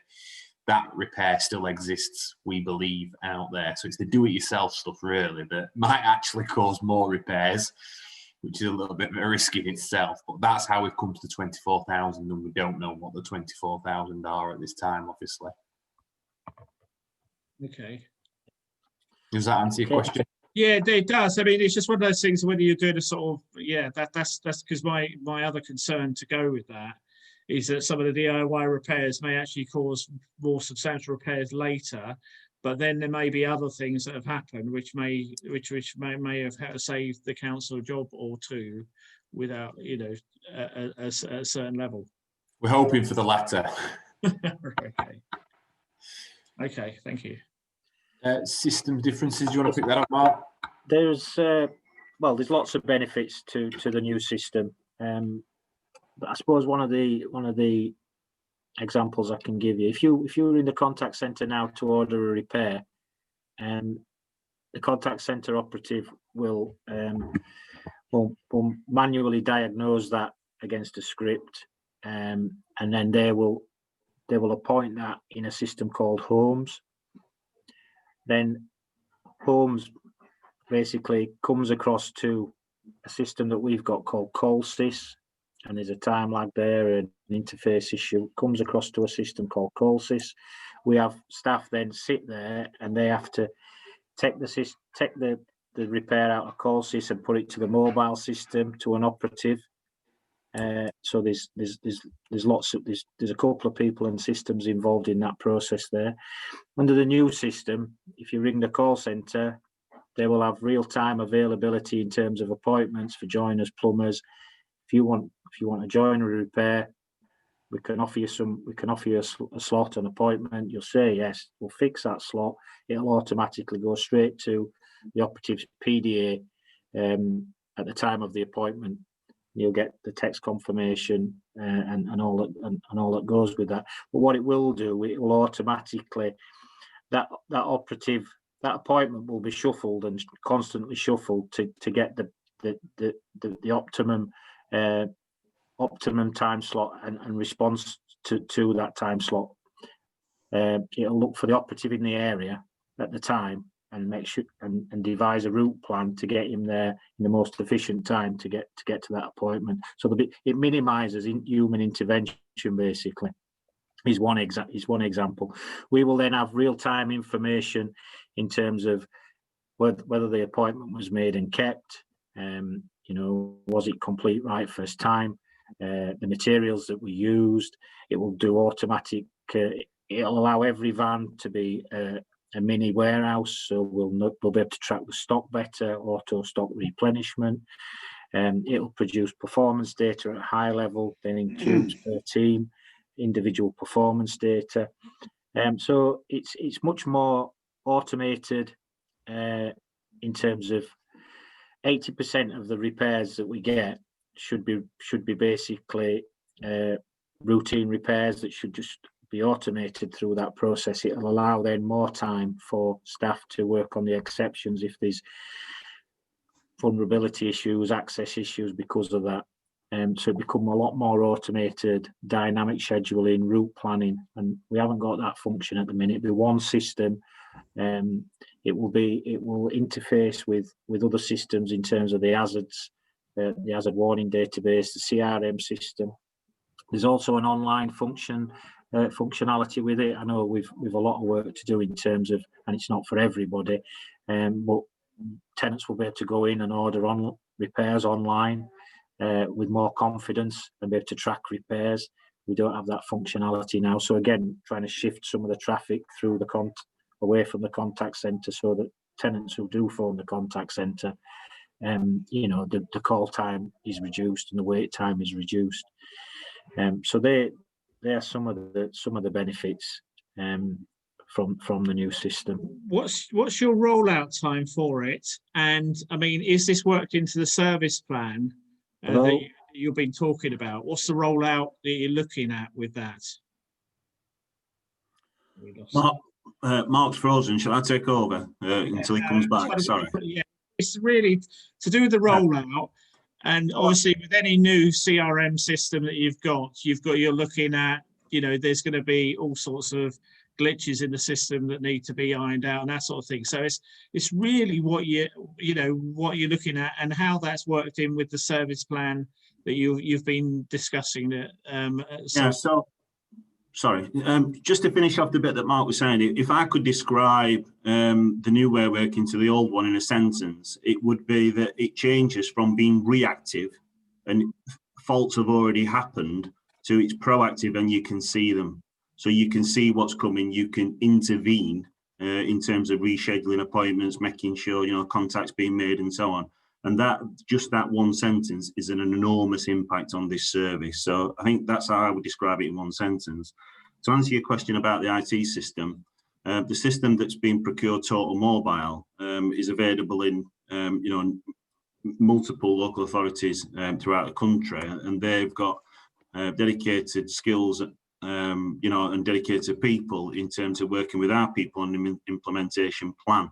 And that implementation plan has already started in terms of the foundations that populate those systems around the data, and there's an enormous amount of data that's needed. And as Mark said, interfaces with other systems. So the timeline for that is to be implemented by August, and it's done in stages. So there'll be different elements and different modules of it. So the old system, in terms of what Mark described, the contract for that is April, but there's an extension to that for 3 months. So there'll be a double system for a few months as we work it through. But to answer your question, it's around August, the final implementation of that.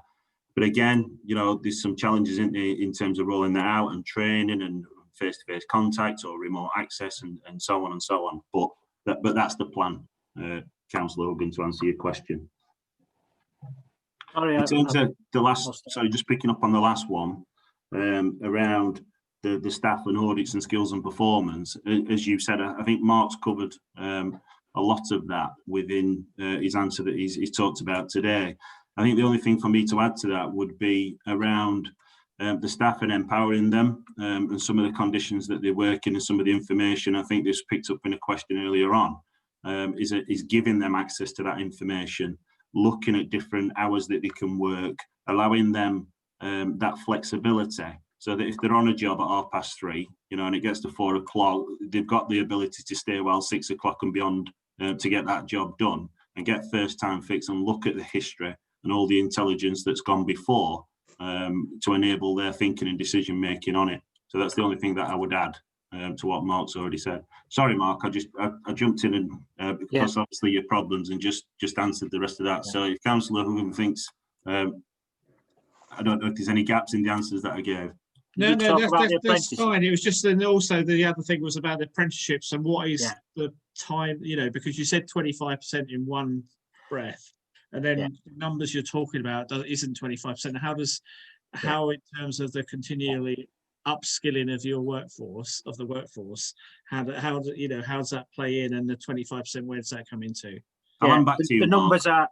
are sorry, I think it's snowing here and it's playing up with my Wi-Fi. So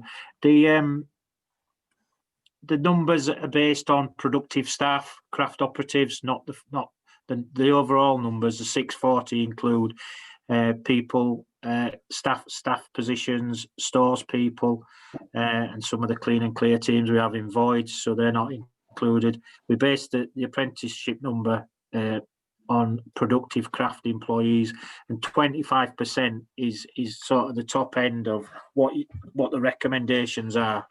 To have apprentice ratio to craft operatives, mainly because obviously you've got to strike the balance in terms of meeting the needs of the business, having proper time to mentor and coach the apprentices.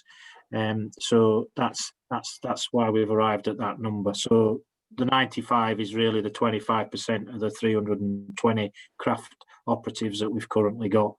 That's how we've arrived at that figure. Thank you very much. No problem.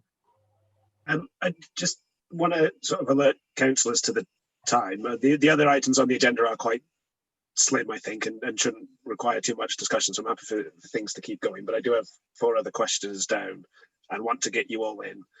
So if you could be a bit succinct and to the point, which might be particularly relevant as the next question is Adam Hurst. I don't know. Do you get disciplined if you tell your chair what to... Right, yeah, okay. Thanks, Chair. Thanks for that introduction. Basically, just before lockdown, I actually did my last bit of leafleting on Anchor and Bank, and a disabled person came out to me because basically they'd contacted, they'd actually contacted somebody in the housing office about a repair. They were without hot water and they were without heating. He was 72 and there were 4 people in the house. Now, luckily, via the housing office, we managed to get it because he'd been told that the repair would take 10 days, which I think with the temperature at the moment is not really acceptable, given that they didn't have a dryer, they couldn't do any washing. So my question really is about, basically we've got it resolved, but I've got 2 questions. Because of the isolation with COVID and we're out and about a lot less, we're maybe not picking stuff up, and we've still got about 20,000 outstanding repairs. So how are we going to make sure that we do get those 20,000 sorted, and that people will actually report a repair that is needed, because they will have some faith that it will get dealt with in a timely manner? Thank you, Chair. Can I just ask Adam to send me the details of that, because I need to check at what stage that failed again, because that sounds like Cameron's case, a duplicate of the position Cameron had. And I need to know who gave that advice of 10 days, whether that came from the contact centre or it came from the repair service. So if you all the details, Adam, we need to look into that. I will check it out, because in terms of they respond, when I got hold of the local housing office, they got through to the right person and it was dealt with the next day. Now, I have actually written back to them, but I maybe didn't CC you in, and I should have done, to say thanks very much for getting this sorted. But actually, you know, it's great for my reputation as a council that I get stuff sorted out, but I don't think it's great for our tenants that they've got to wait. And I need to know where that first call went to. Right. Okay. I need to Right. know that, and then we can look into that. That's my homework for tomorrow. Thanks, Paul. It is. If you can let me know on that. I will yeah. do, no problem. Yeah. Thanks, I mean, Paul, and thanks, Chair. The 20 odd thousand repairs, and that's likely to increase given the third lockdown, is going to be a significant challenge for us. And like I said, we did have a backlog anyway of some work prior to COVID. So it's going to be a challenge for us and for the sector. And again, that's going to bring pressure on resources, inflation on labour and materials, availability of labour and materials. We've already really saturated our supply chains in terms of subcontractors. I think we've saturated and got as many people as we can from agencies to keep on top of this. Our own people have been working overtime and flexibly to get on top of keep on top of the COVID repairs and the backlogs in between the two lockdowns. So it is something we are working on now as a management team. We're going to have to model what we think the implications will be and how we might best respond to this. And it might come down to some choices. If the materials materialise like they may do, and in terms of the volumes, we might have to think about how we can best respond to that and over what period of time. But I think it is going to seriously have some budget implications and resource implications to put this right in well into 2021 really. In terms of reporting a repair, I think that's going to. We have got a dedicated communications officer now, which is helpful, and we are working closely with housing colleagues. And I think when we part of that scenario planning will involve a communication strategy to obviously encourage tenants to continue to report the repairs, albeit we might have to caveat that with a certain level of priorities given the type of repairs. So I mean, this is just the initial sort of thinking that's going on. But we are now working on post implementing the continuity plan again for a third time. We are going to start working on these scenarios, in terms of the future response to any sort of backlog or tsunami of future repairs. It's an unknown, really. It's a real unknown for us. Just to add to that, I don't know that it was linked with the emergency of the heating and then the 24,000 that are outstanding. We have kept going on urgents and emergencies and allowed flexibility through second lockdown and through third lockdown now. That if any of those are becoming urgent, they can be shoved into the urgent category. We've worked with the call centre on that. So hopefully anything that is outstanding, there's nothing too urgent out there for tenants. And we are weekly, we've got our operational manager, performance manager, meeting with the contact centre, being clear about what we're expecting, being clear about prioritising vulnerable tenants. Like I said, we're bolstering the out of hours team and the numbers there. To like David says, to try and keep on top of the emergencies and urgents. Thanks for that. Councillor Baker. Thank you, Chair. Thank you all for the long time you're spending with us today, and please thank your staff for all the work they're doing in this horrible situation. I think there's been an awful lot of confusion about what members expected from this afternoon. It certainly was different to what we got, and I don't know when that misunderstanding happened, but I feel I need to apologise to you, because as this conversation is going on, some of the questions that we would have expected the answers in their report are beginning to appear. I mean, you've said one of the reasons you've had problems with materials through this crisis. And when you think about it, it's only to be expected. I mean, we have had problems with materials for our home repairs, but it wasn't in the report, and it was something we were quite concerned about. Working with housing colleagues, it's obvious you're doing it now. I mean, there was a time when that was difficult, and you've obviously made some improvements on that, but it wasn't in the report. so we haven't seen it. So expectations and reports and what they contain is something that perhaps we need to work on. I would like to ask if you've asked a couple of things. One, have you had support from Housing Plus and the local housing teams regarding getting access to homes regarding the gas problems? Because obviously they're very aware of their tenants and the problems they have.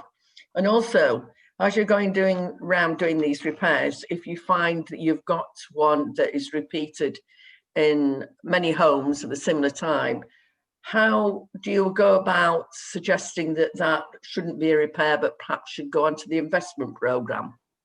And how does that work? And going forward, I think there's even more questions, but I think that'll do for today. Thank you, Chair. Can I just come in, Penny, on the gas? Because I obviously am speaking to a lot of other core cities to judge what they're doing and if it helps me have ideas to improve what we're doing. And a number of the core cities on gas, and this needs discussion, but I'll just throw it in for the moment, changing their gas meters, that when it comes to the gas certification needed, the supply will cut off automatically. So, and they've found that people then let them into the homes, and it's taken it from like the 85 to 90% levels in them authorities to like 98% level of gas servicing. So that is something we can look at. I understand it could be somewhat controversial. The second problem is those on metered supplies who haven't got money in the meters. And I had an horrific case in the Healy ward only last week where a gentleman who was in his nearly 70 had got no gas, and he believed his boiler was faulty. When we went out, it was because basically the gas board had cut his supply off, and he didn't know what to do, and he didn't know, and it came through that the gas wasn't working to us. We got out there straight away, but there's all sorts of variants causing problems with the gas supply at the moment. But I am considering looking at this where we have meters that people know that if they don't get the service in, the supply will be basically stopped. I've not decided to do that, but it is one option that would certainly improve the amount of gas maintenance that we get done. I can understand why you're worried about that, Paul. I think we'd all be worried about that, especially with the most vulnerable in our society. And, and it's going to be a balance between doing the right thing and getting the right figures. And you know where most of us lie there, love, because you're always going out to folk. But the question was more of, were they working with the housing teams on that? Yeah, we're working closely with the investment, Nathan Robinson's team in housing about gas servicing generally, because once it leaves us, it passes to Nathan's team in terms of taking it through the legal process. In terms of the Housing Plus neighbourhoods teams, we don't currently have much of a working partnership with those teams, but that's something that we do need to improve on, to be honest. I think it's fair to say, Mark, and it links in with your second question there as well, Councillor Baker, that around the investment and flushing some stuff into there and being more proactive than reactive. And I think overall we've started over the last 6 to 12 months working better with our housing colleagues. And I'm not sure if you're aware of the structure. It's slightly divided, even though it's all housing, the HRA budget. And Mark and I certainly are liaising with our opposite numbers, and probably not the right phrase, but in housing to make sure that happens, and it is happening better. And we've seen vast improvements on gas servicing as we've jumped up 3 or 4%. And Mark and I are working with, Jill Hurst is ultimately the investment team on supporting and feeding into where they invest, to invest smarter, really. So we certainly feel as though that relationship is improving, and Paul sees both sides of the fence. So we're hoping he sees that as he kind of sits in the middle. Well, there's a bit of concern there, and I'm sure you can feel it as well, that Housing Plus was brought about so that people could have joined up thinking within an area, and we could help the tenant as a whole. So it's really important that the links are made so that actually still happens. If we have sort of people working at opposite ends of the spectrum, people need to work together to make it work. Otherwise, why are we investing in Housing Plus? But I don't think I have to tell you that.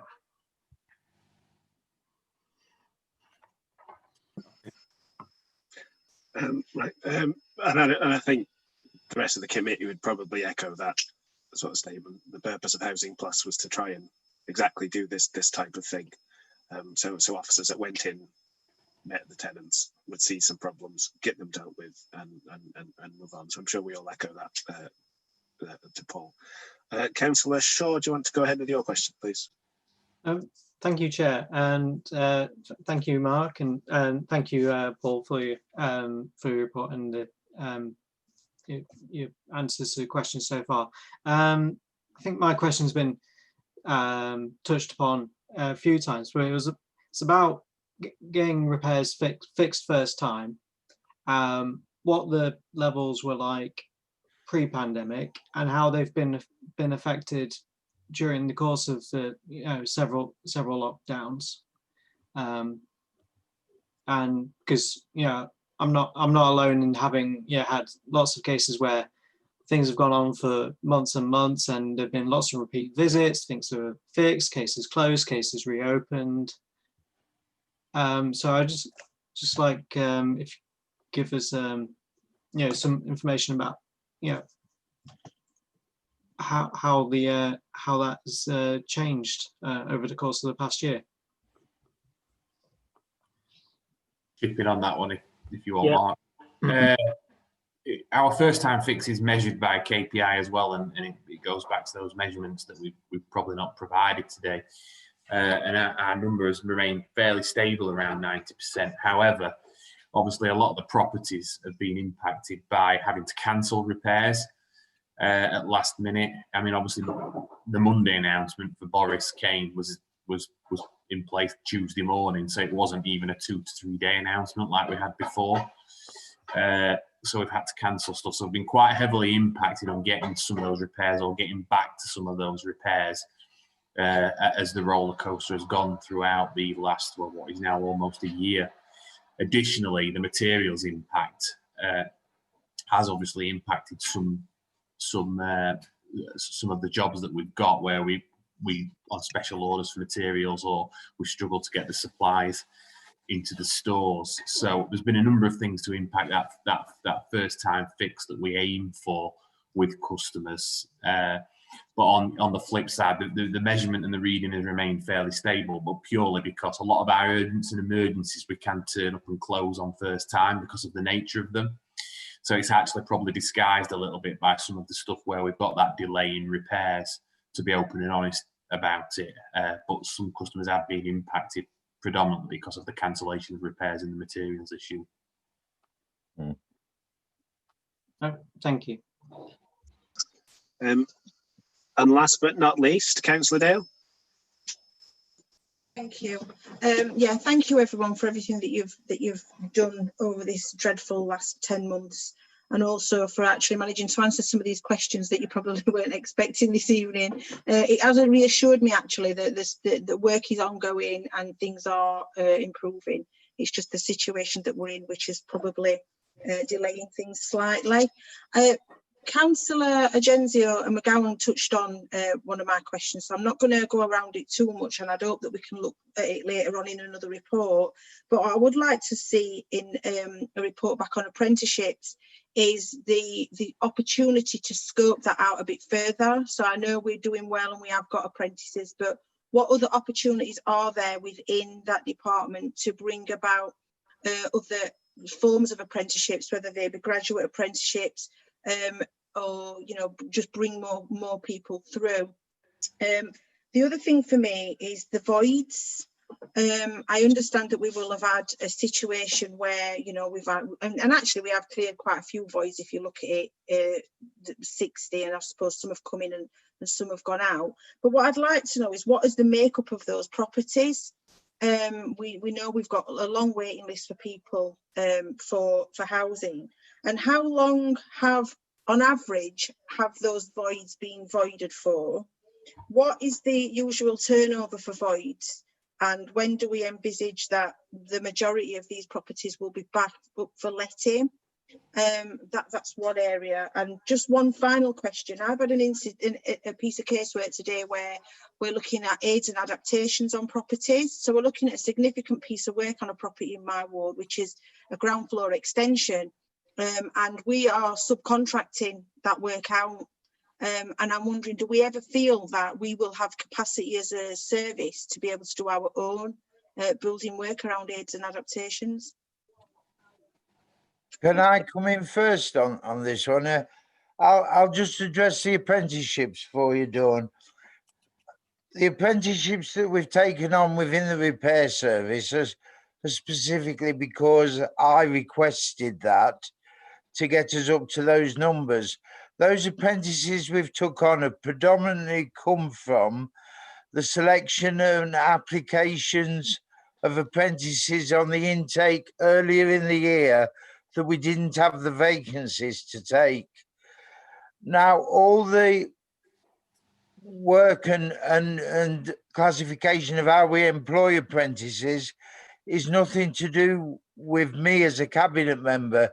It comes under employment and skills.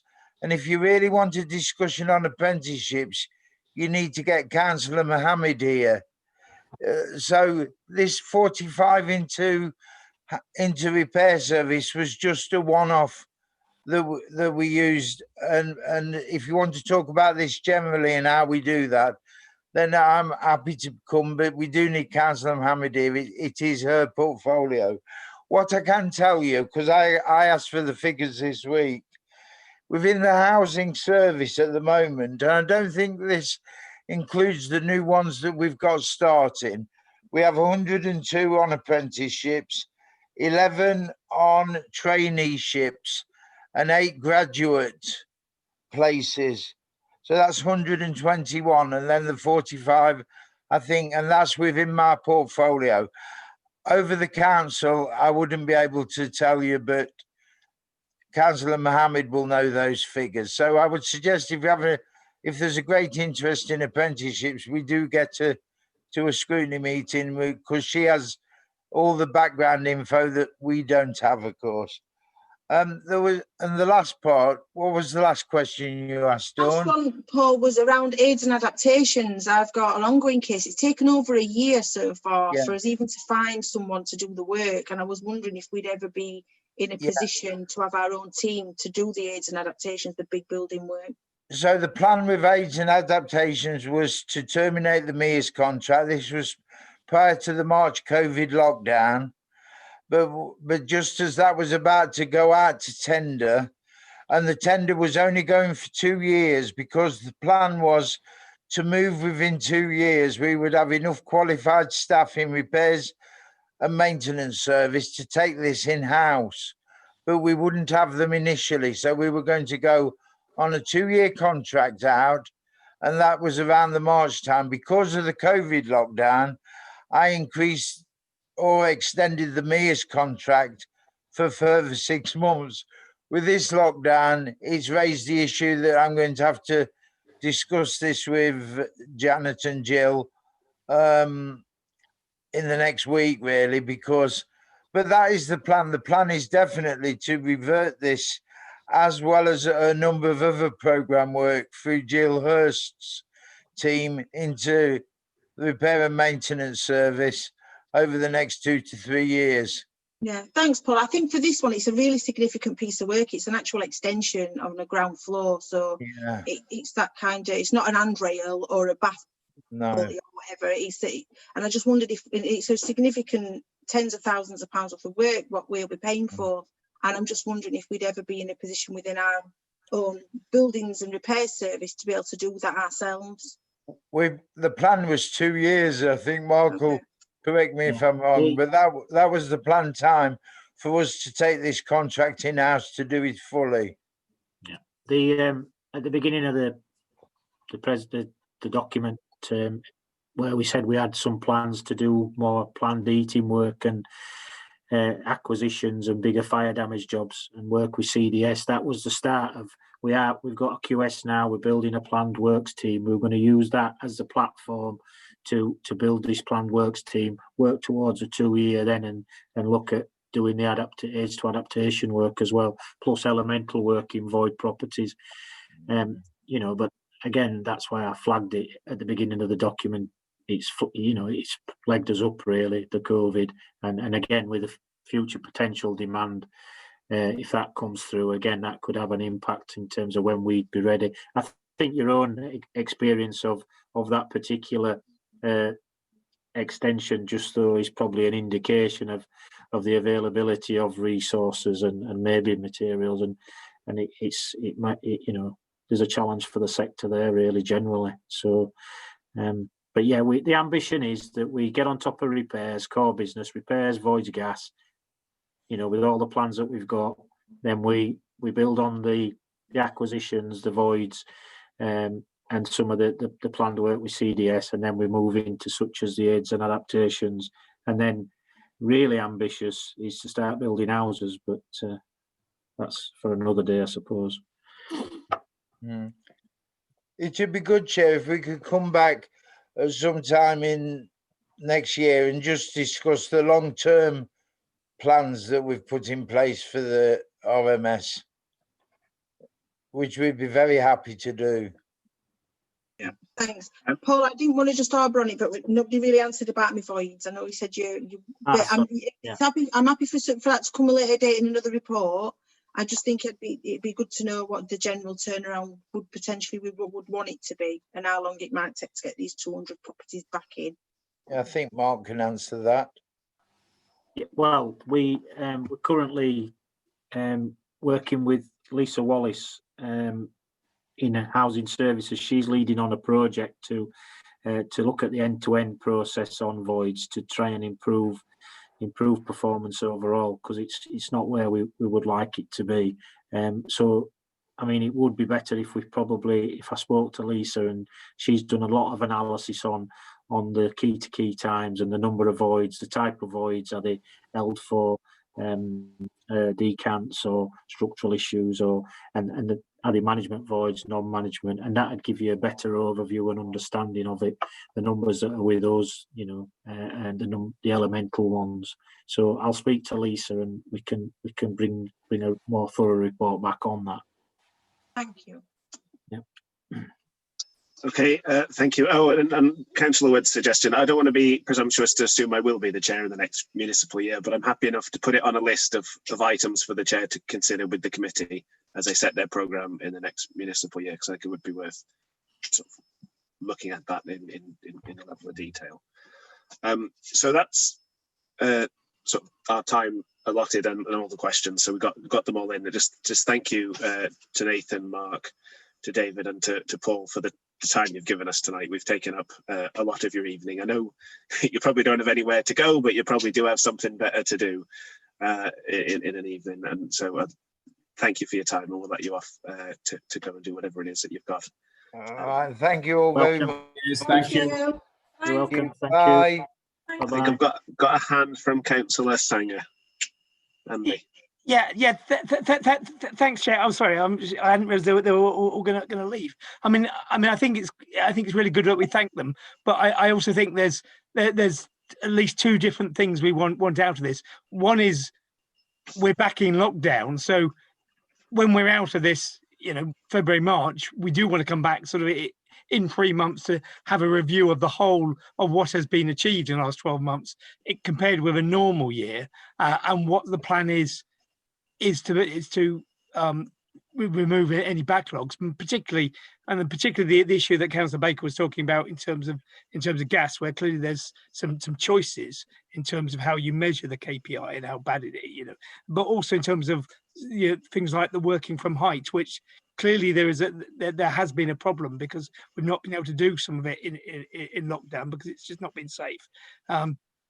So we need to understand what the plan is to remove the backlog and how it is. But then the whole point of what this report has talked about is a whole host of things that they wanted to do in the year 2020, 21, but haven't been able to do. And that's, if you like, a slightly separate point in terms of and that's the point that Councillor Dale was talking about in terms of the new targets. So I think we need to have an end point about, well, how we got through the year, what are the problems, how we're going to remove the backlog, and then what's the new service level agreements, what are the new targets, what are the new things we're trying to do.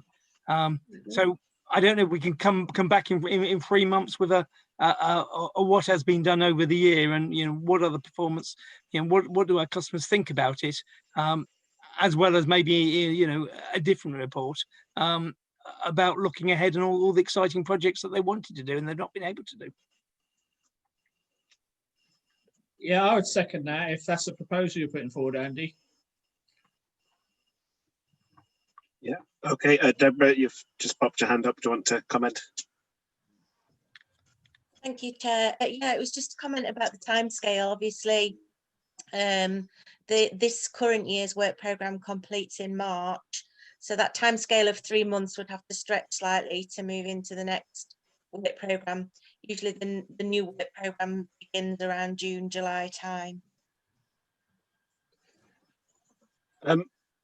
From my point of view, I know we typically do 6 meetings a year. Subject to having a discussion with Deborah, I'd be happy to stick a 7th in April if that sort of got things sorted, and that would obviously fit with officers and thanks, Chair. That'll be really their good. workflows. So I'll take that away. I'll have a conversation and we'll see what we can do on that.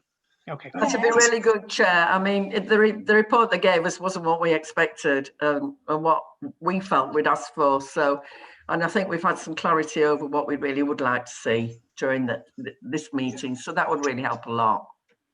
Okay. Yeah. Councillor Murphy, did you want to say something? Yeah, just to echo what Andrew, Penny and Tim have said, but also I really would like the discussion on the gas operation, because my alarm bells went straight away when when Paul was talking about the gas meters being cut off, and we all know how difficult it is to assess vulnerability of people. That certainly came to light during lockdown. And again, what I really don't want is people having to jump through hurdles to prove that they're vulnerable.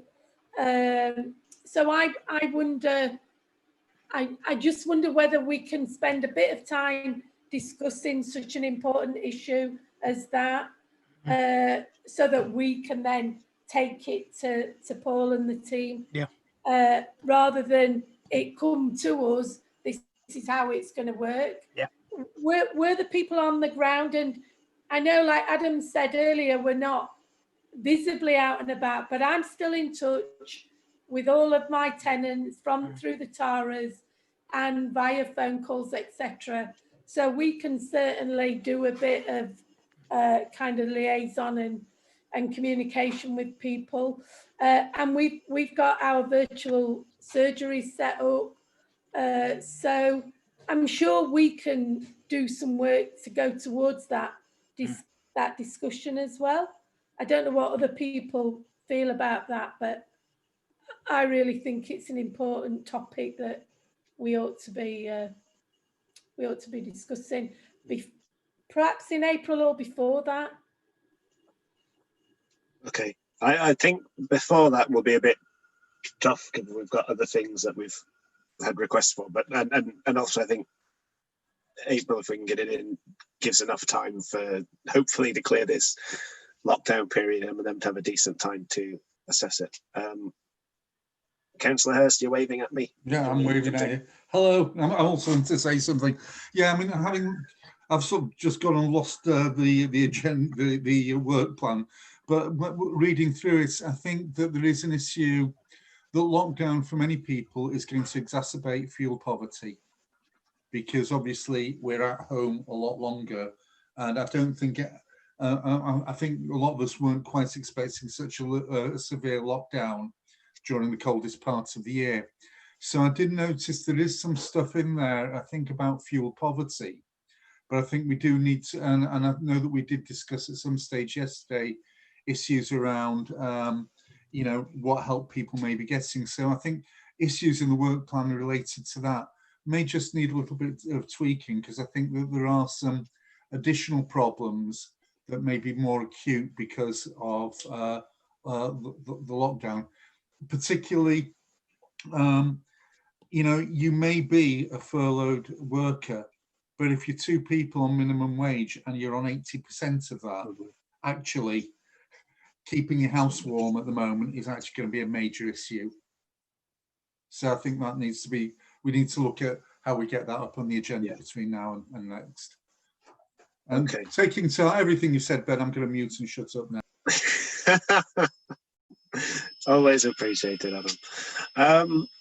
Okay, so we're sort of straight into the work programme, which is the next item. So, Deborah, do you want to sort of come in and talk us through that? Thanks, Chair. As I've just said, there is 2 scheduled meetings left, so there is kind of it's fairly straightforward. I thought it was. I just want to say to the committee that I clearly got it wrong tonight. I obviously didn't have a full understanding of what your brief was for this meeting in terms of this agenda. I thought I had faithfully briefed the authors of the report along the basis of the work programme, which was to look at the implications of COVID for the repairs and maintenance service. There were obviously, I've heard it mentioned a few times by committee members this evening that it wasn't what you were expecting, and I'm genuinely sorry that that has happened. I don't know how it has happened. I obviously didn't have the same understanding as some of the committee members, so I can only apologise as I'm the officer that's assigned to support this committee. Chair, I'm sorry, Deborah, I don't accept that. You asked them, and what you asked them for, we didn't get. Oh, right, okay. We didn't get what you asked for. They didn't tell us what the problems they had. They didn't tell us they couldn't get communications. They didn't tell us they couldn't get materials. They didn't tell us they couldn't get access, really, other than on gases. So, love, I'm sorry, Chair. I shouldn't have. No, that's fine. That's fine. You jumped in before I did. I think, Deborah, you've been an excellent servant to this committee, and don't take that. And don't, please don't get me wrong. I'm not having a hissy fit and doing the, oh, I didn't do my job right, I'm not happy. I just think that I obviously want to get the brief right. It's really, really important. You've got a limited number of meetings. You've got one agenda item per meeting. It's really, really important that we get the information to you that is appropriate for you to scrutinise that one agenda item effectively. And I thought, I'm obviously, I've misunderstood what you've been saying today. I thought you'd asked for something different to what I'd asked for, but what you're saying is, no, that's not the case. It's just that they didn't stick to the brief correctly. So I understand that. I think in their defence, one of the difficulties was that I asked for the report prior to Christmas, but obviously because of the Christmas shutdown, I didn't get the report until earlier this week, so I wasn't able to quality assure it in the same way that I perhaps normally would. So that's all I can say about that. So what I was going to say in the light of all of that was, you've got the annual review of the Safer Sustainable Communities Partnership, which is a statutory requirement and is fairly well it's fairly prescriptive in terms of what they give you. But then you've got a final item which is on homelessness. And what I want to do is if you've got time, I know it's been a long meeting, if you could give me an idea, you don't have to do it now, you can do it by email afterwards if you want, of any kind of key lines of inquiry that you would like for that, so that I can make sure it goes into the report for you. And And the other question that I was going to ask was whether I spoke informally to Councillor Curran about it, Chair, whether you want the homelessness one bringing forward, because you could swap you over if the officers responsible for the homelessness report are willing to bring it forward. Does that make sense? Yeah. So personally, I think if we could pull the homelessness forward to February, I think that would be beneficial, given that we're currently in a lockdown. Hopefully it'll be over prior to that meeting, and we're in the cold weather and all of that. We just need to get it topped and bottomed, and the statutory stuff can wait a month. Yeah, I'm seeing nodding heads. Yeah. We're broadly in agreement to that. Yeah. Okay. Councillor Sanger, you're waving as well. Yeah. Well, I to agree with you in terms of bringing the homelessness one, but it also means that the one in terms of the partnership gives Councillor Wood an extra month to get his thoughts together, because this is not a ticking box exercise. This is about, for that partnership, is about saying that partnership needs a complete refresh in terms of the way it works. And so I think an extra month would probably help Councillor Wood and senior officers. So the other question I had shared to you, Chair, was just in terms of the HRA, which is going to Cabinet next month or this month. So does that not come here for scrutiny as normal? Does that go to some other scrutiny? Have I misunderstood that? It would come to this one. Yeah. There's no other scrutiny committee that would look at that. I didn't ever went to organisation and management or whatever. Would it be part of the budget? It might be. Yeah, it can go to overview and scrutiny with the budget. I mean, I'll have a. I guess it's where do we squeeze it in if otherwise, but I'll have a conversation with Mick Rooney to make sure it does get the proper airing that it needs to have. Okay, thanks, Chair. So take that away, no problem. Chair, before you finish, if we're looking at homelessness in February, and we're inviting the officers doing the report, is it worth us inviting an organisation that deals with the homelessness in Sheffield, just as a not to scrutinise the work they're doing, but just as how it's working on the sort of front line through COVID? No, I'd agree completely. It's so important to hear voices of those that are genuinely on the front line and involved and engaged, and the council doesn't have a monopoly on those voices. So yeah, absolutely. Shall I see if I can invite the Ben Centre? I'm a trustee, so I'll have to declare an interest, but we've been working throughout the lockdown, the pandemic, still with homelessness. Let's sort that out outside of this meeting about who's best placed to come and that. But thanks for the offer. I was formerly a trustee there, and I know the great work that they do. So, Chair, if we're going to discuss that outside of this meeting, then do we do that with you? Do we do that with Deborah? If there's particular groups that you would like to hear from, email me and Deborah. I'd like to hear from Tracy Ford, actually. She's on the ground doing the doing, and I speak to her very regularly. Yeah. And she'd be an ideal person. Work with us as well. Yeah, but we can, like you said, if I email that to yourself. Email me and Deborah, and then we'll pull together. Okay. Anything else on that item anyone wants to raise? No. I think the next item is largely just there for noting. We said we would make sure it was part of the public record in November. So unless anyone has something urgent to say, I'll just say we note the responses given. And then the next meeting on the 24th of February. See you all then. Please do stay safe and get through it. I don't think any of us can handle losing other colleagues. We've had a lot of tough emotions to go through. So stay safe, and if you need out, let me know and I'll do what I can. Thank you for having me. Thanks, Deborah. Bye, everybody. Thanks, Jenna and Thanks. Bye, everybody. Stay safe, everyone. Can I just check, Chair? 24th is a Wednesday.